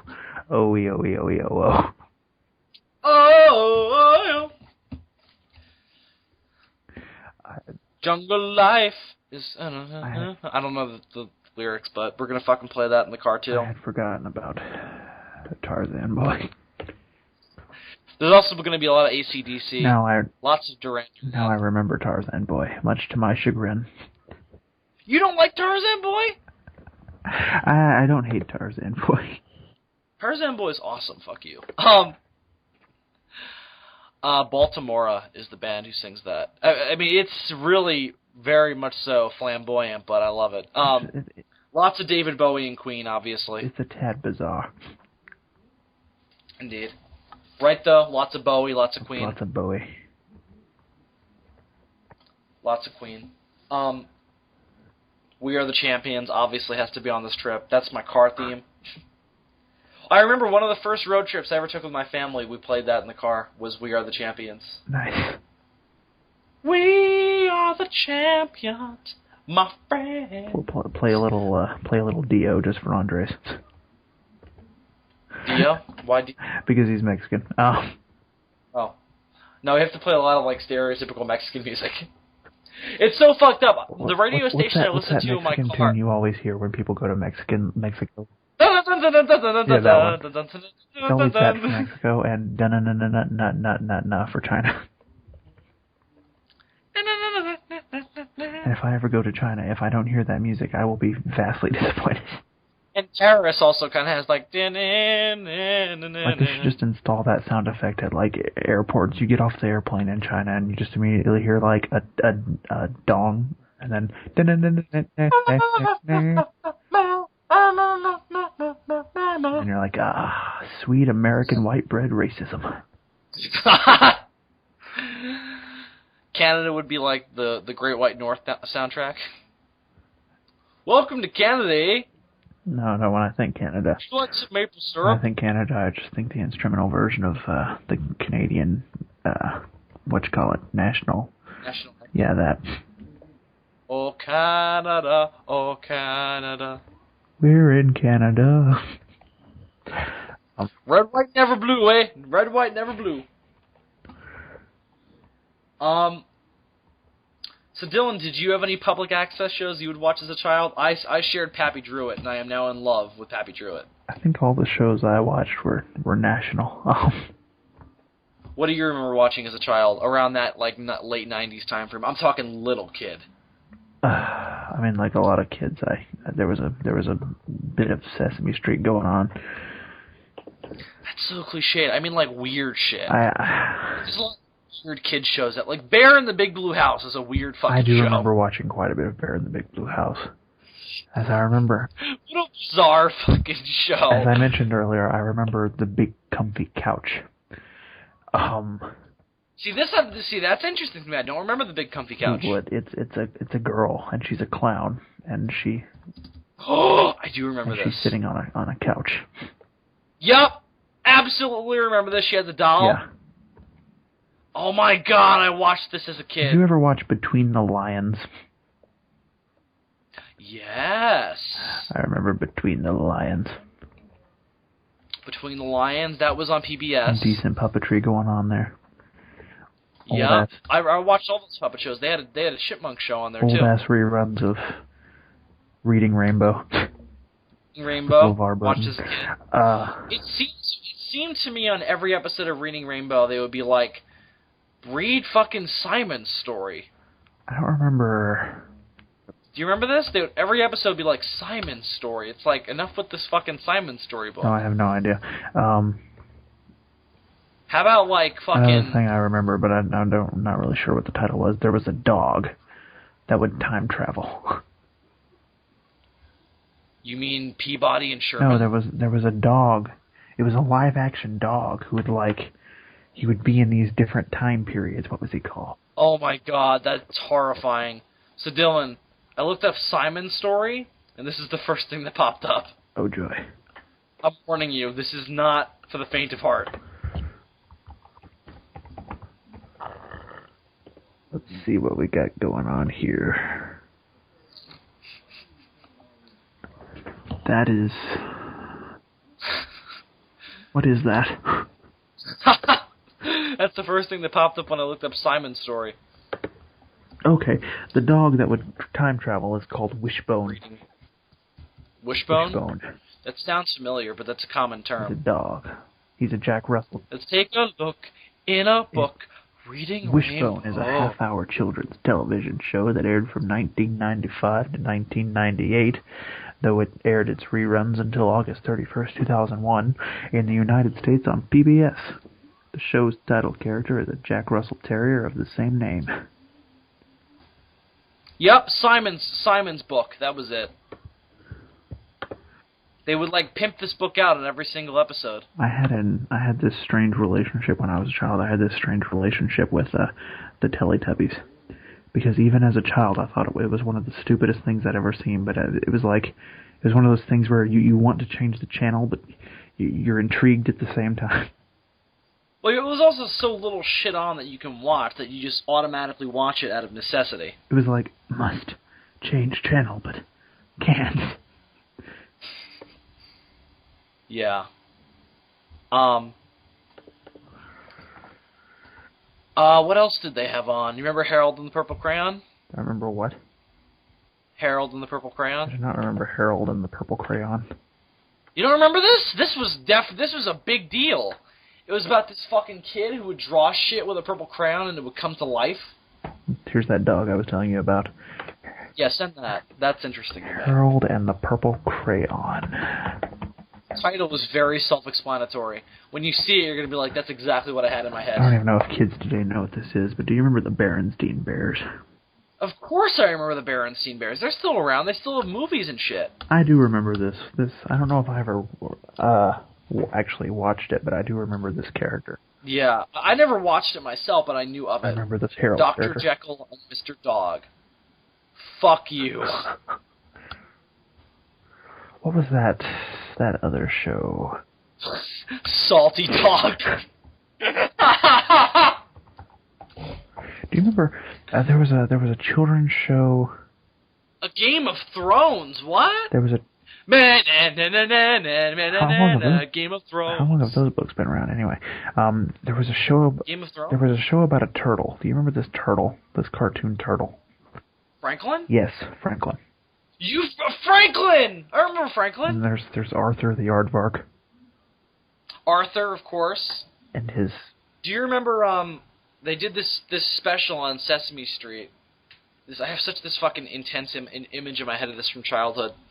They did this Sesame Street special on animals, and they did each letter of the alphabet. I remember they cut to this fucking image of an anteater, and it horrified me because anteaters are terrifying. I do not remember this now. Probably not, but it horrified me. Clearly, if I saw it, it didn't have the same effect on me as it did on you. Yeah, it terrified me. But I remember Franklin. Do you remember Little Bear? Yeah, I remember Little Bear. His dad was a sailor. Do you remember a show that was about Bill Cosby, but he was a kid? Little Bill. Little Bill.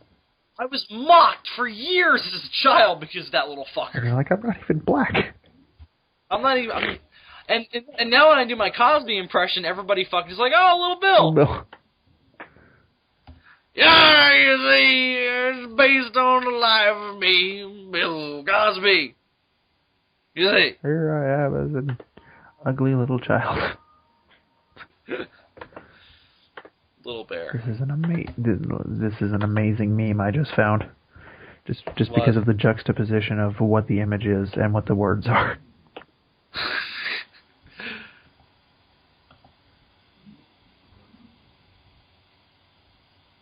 Little Bear? Oh no, wait. Little Bill. Kill people, burn shit, fuck school. The look on his face. Little Bill had like a... All these fathers wore suits. They all wore suits. I remember Little Bill was like my exposure to a culture I wasn't familiar with. Like, I didn't live in Manhattan. I went there a lot, but I wasn't in this part of New York City. Mm. So this was my exposure to it. Okay, when you said it was your exposure to a culture you didn't know about, I was like, but black people? No, of course I knew black people. I didn't know, and I knew African American culture, but I didn't know, like, you know, the modern, urban, like, you know, like New York City. It's not even just African American. It's just New York City in general. Okay. Is like this. It's weird. See, I'll point to a lot of shows that are really good interpretations of how you live in Manhattan. Seinfeld being the big one. SVU. No, SVU isn't living. It's just the crime-ridden, rotten part of Manhattan. Isn't that all of it? Which I suppose is most of it. No, not really. See, Manhattan is really sanitized now. It's not the cesspool it used to be. Now, even if I accept the fact that there's a talking bear and he lives in a big blue house, why does he feel the need to have conversations with the moon? Why are the bears hanging out with people? Why does he have to keep singing? I'm looking at images of Little Bear. You should. Why is the bear hanging out with a human child? Why is the bear wearing a suit when there's a human child right there wearing clothes? I'm interested. Do you remember something called Out of the Box? Not specifically. Out of the Box was a children's show in which these children had a clubhouse made entirely out of boxes. So every kid ever. And it was complete, but it was like really cool inside. Like the outside of it was made out of. It was like a TARDIS, right? The outside of it was made out of cardboard boxes, but you go in there and there's like wood and shit. Holy shit! There was a cat in this show and an owl. Wait a minute! This is fucking Winnie the Pooh. Little Bear. Characters. There's also a TV show called Zoom that I didn't remember until I just saw an image of it. And I have... Oh, I think I remember this. Was this the guy who had superpowers and shit? No, Zoom is... I don't even know how to... Oh, that's the Tim Allen movie. I don't even know how to describe Zoom. Oh, the TV show. Zoom. Alright, no, I don't remember this at all. It was on PBS. I barely remember it. I just saw a picture and I was like, wait. At all. So maybe I did see it, but I don't remember it.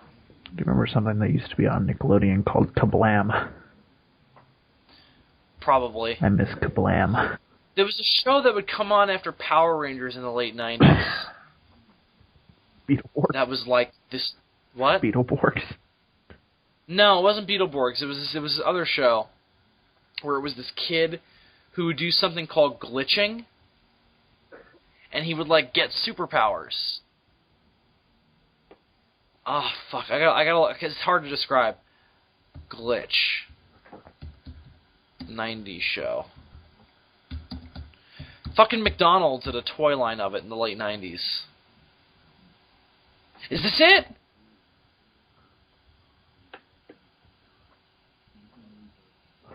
Is that it? It might be. No, that's Star Trek Enterprise.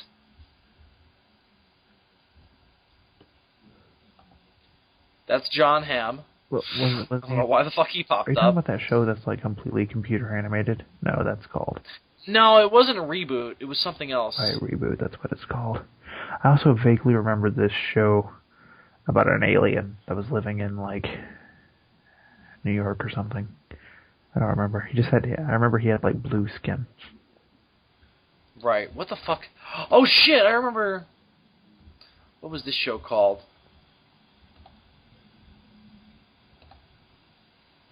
There was this girl with, like, a purple sweater. I remember this. I remember this show. What is it? I'm going to send you an image of it.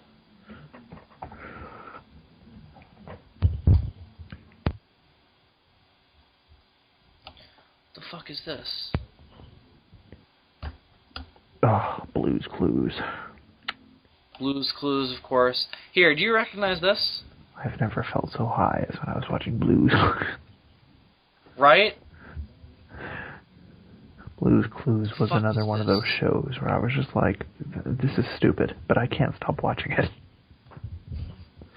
Remember when Steve left to go to college? Yeah, they had a new guy. Didn't they get a new guy? As in rehab?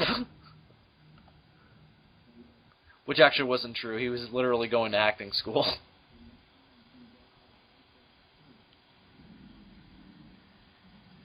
I can't find this now. The fuck? What was this show called? Oh,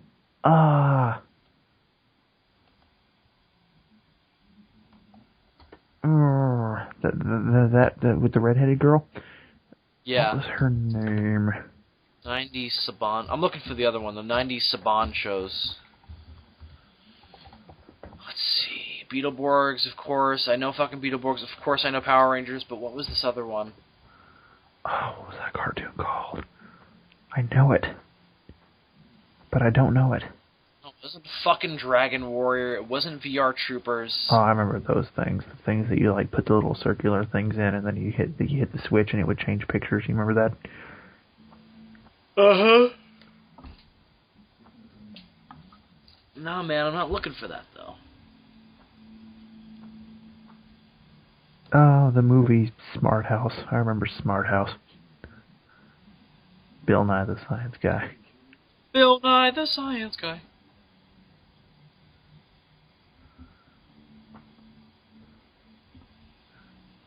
Oh, there's dinosaurs. Dinosaurs! Samurai Pizza Cats. Sure, why not? Did you just say Samurai Pizza Cats? That was a show. Put out by Saban.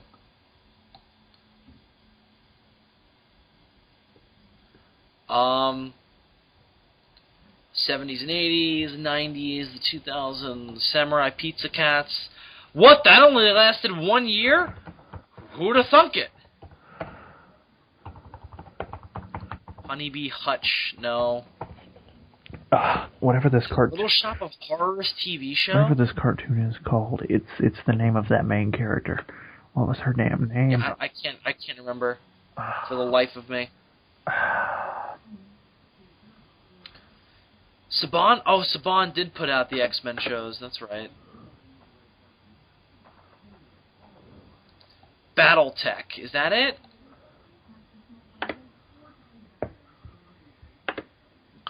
Battletech.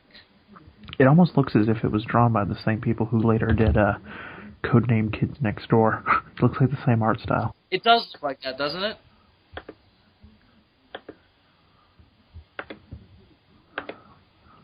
Remember in the 90s, they had to give all the Disney movies that were popular, they had to give them TV shows.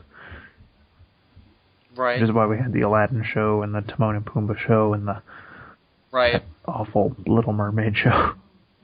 Oh, that was horrible. Nope, that's not it. Come on, man. Throw me a fucking bone. What was this called? Was it called Bone? I is no God? No, that's not it. I isn't a god. What? The fuck is this? I will not. Is no good. I will not rest until I know who this got character a pirate. No, that's not it.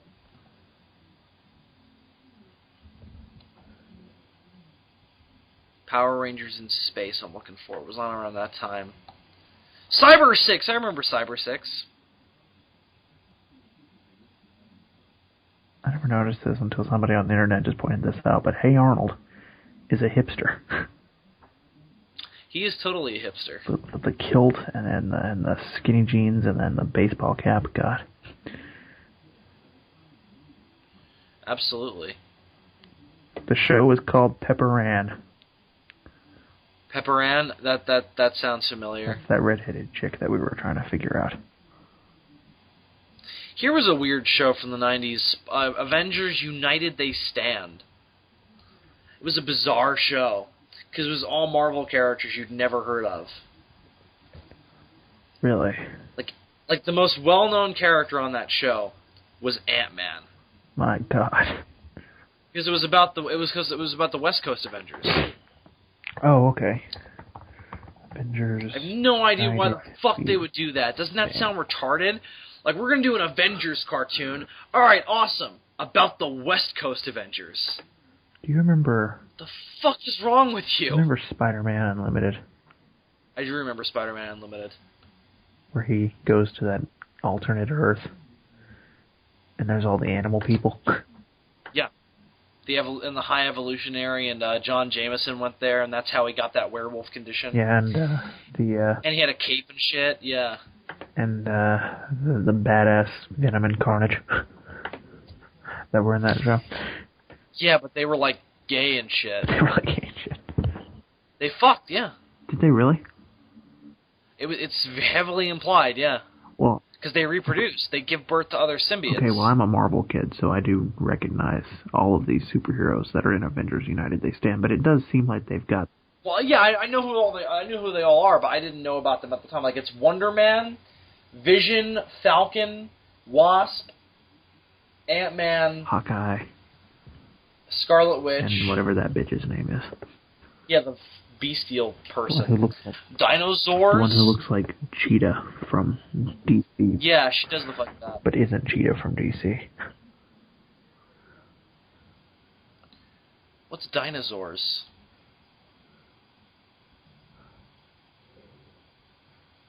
Is it related to extreme dinosaurs?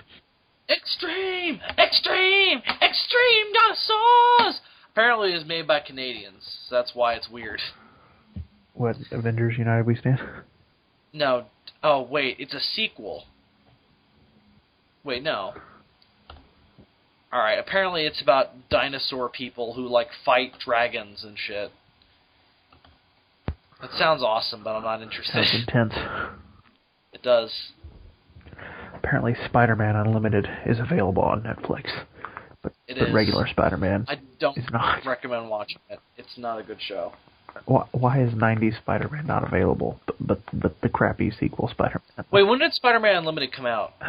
Because I have a theory. 90... Hold on, I'll type it into Netflix real quick. Oh, please support my theory. Yes! Booyah! Theory supported. It's a Batman Beyond knockoff. It was released in 1999. Yep. Bam. Dylan, you owe me money. It's a Batman Beyond knockoff. We did not take a bet. Yeah, you're right. Oh, for years I thought this came out before Batman Beyond, but I was like, there's no way, because it's so clearly a knockoff. But what year did Batman Beyond start? 97. Did it really? Pretty sure. God, I'm old. Yeah, tell me about it, bro. No, Batman Beyond also started in 99. Well, it's still a ripoff. Well, we have to figure out which one aired first. Doesn't matter, it's still a knockoff. Which came first, the chicken or the Batman? The Batman. The goddamn Batman. Why can't I find this fucking show about these fucking stupid people who would, like, glitch and shit? That is not it. I remember there was this, like, badass version of Johnny Quest when I was a kid. But I did... Oh, yeah, the fucking teenage Johnny Quest. Badass. Mr. Moose's Fun Time. What? I don't remember this. I'm going to look it up. It sounds awful. Alright, the first episode... It's Kister. Kister. It's Captain Kangaroo, but made in America. Alright, Bill. We are about to test your theory. I know I'm right. It's gotta be. The first episode of Batman Beyond aired on January the 10th, 1999. Alright. The first episode of Spider-Man Unlimited aired on... Drumroll, please. October 2nd, 1999. Fuck! What? Oh, wait, no. So, yeah, Batman Beyond was first. Yeah, January comes before October, Bill. Right. Told you. Yeah, so I'm right. Yeah, now that you realize you're right. Yeah, pretty much. If they wanted to rip off Batman Beyond, why didn't they just do a Spider-Man 2099? A future Spider-Man? Why didn't they just do Spider-Man 2099?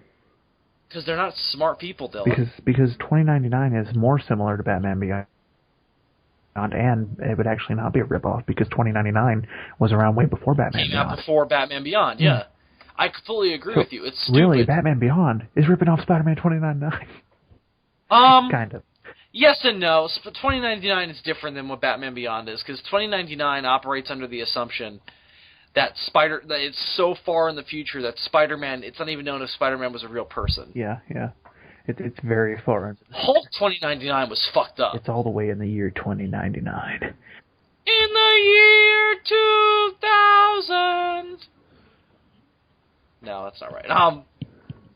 We're gonna hit 2099. And it's gonna look nothing like that. I'm gonna be all pissed and shit. We're gonna be alive to see 2099, and there's going to be no apocalyptic Blade Runner world. We would probably. No, I'll be dead by then. Are you crazy? I'm not gonna last that long. I mean, hold on.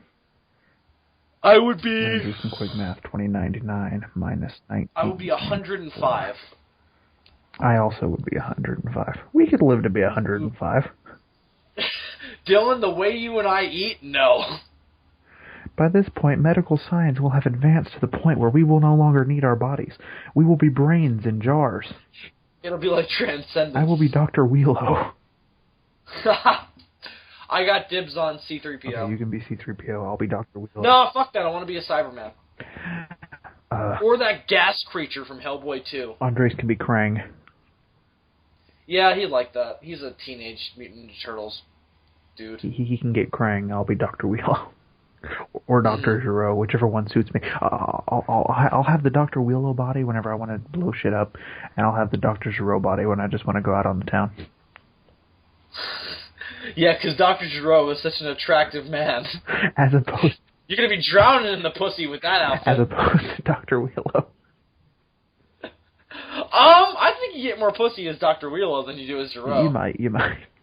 At least Wheelo has the intimidation factor down. Like, Giro's just like this fucking skinny old man who has a bad hat. Here's the thing. Put Dr. Giro in some nice clothes, put him in a tux, give him a fedora instead of that crazy hat he is. He could get a pity hand job.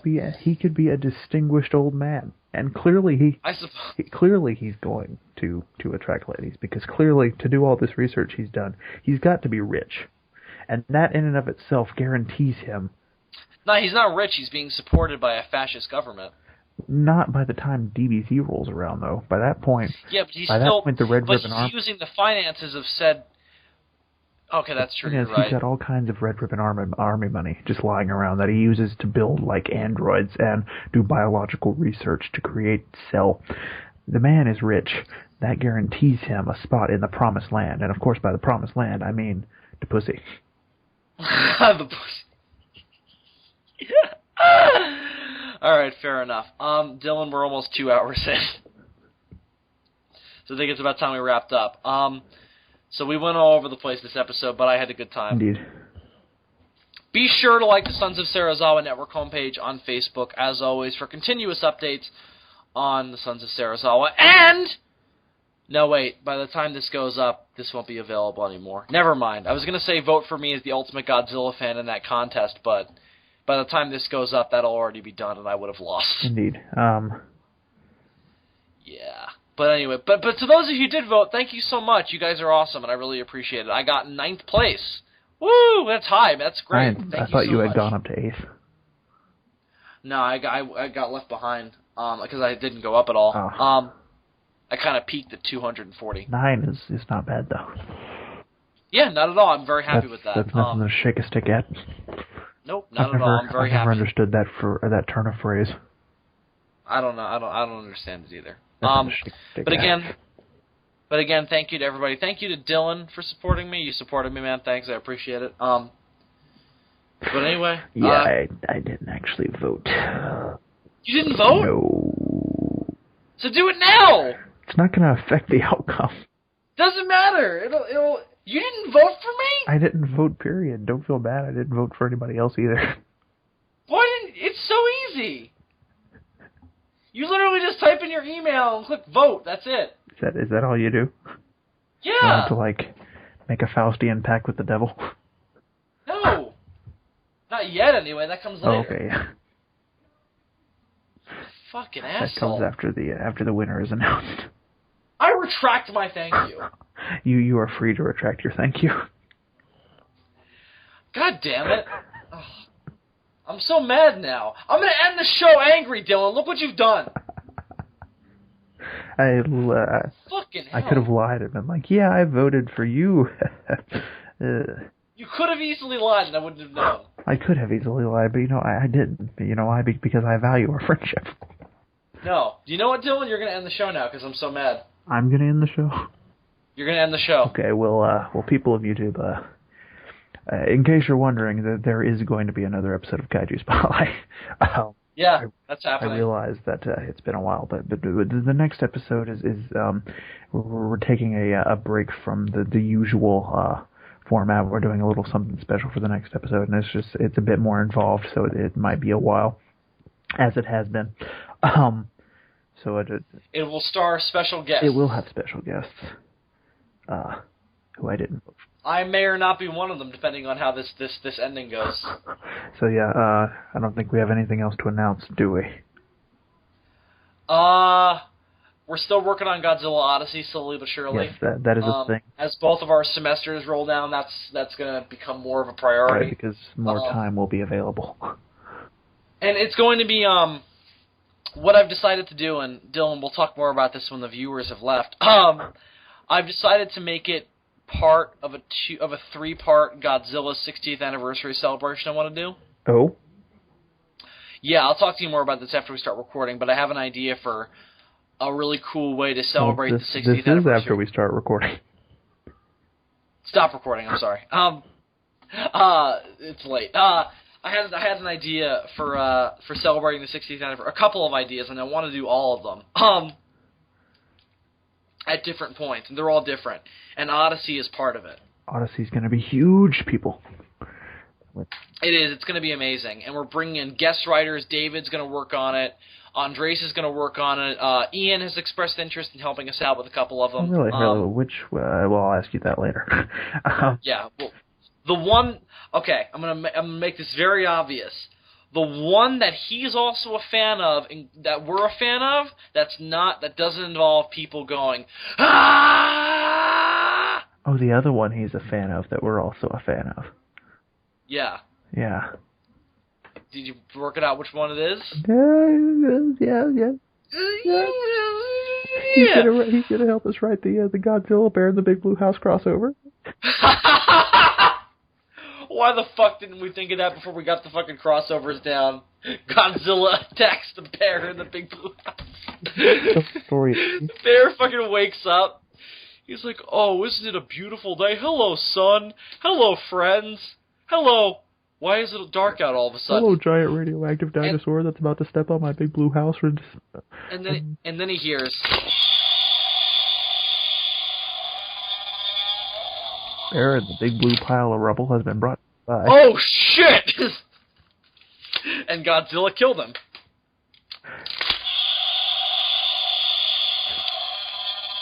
But yes, watch out for Godzilla Odyssey. Closer to time, we'll have more announcements for that. It'll be going up on fan fiction. We'll obviously put links up all over the place. Maybe you'll know about it. Trust us. Maybe if the project gets popular enough, we can devote a Facebook page to it or something. We'll do something. We'll. Yeah, we'll definitely, and obviously we'll of course pimp it out on the SOS Network homepage. Another reason for you to like it. We'll pimp it out everywhere, man. Out on the corner, down here in the street. Out on the corner. You and I stand on corners in our towns, just fucking like, you should read Godzilla Odyssey. I'll show you some skin if you'll read it. For the love of God, no. I got the stuff if you got the dough. Pull out pages. I got 2 pages here. 2 pages. I got a new word. New word. Chris Rock sketch. But anyway, that's gonna do it for this week's episode of The Demons from Outer Space. Until next time, I'm Bill Worster. I'm Super TM64. And as always, them Germans, they be fucked up. Yeah, very much so. Colonel Hogan. For we see nothing.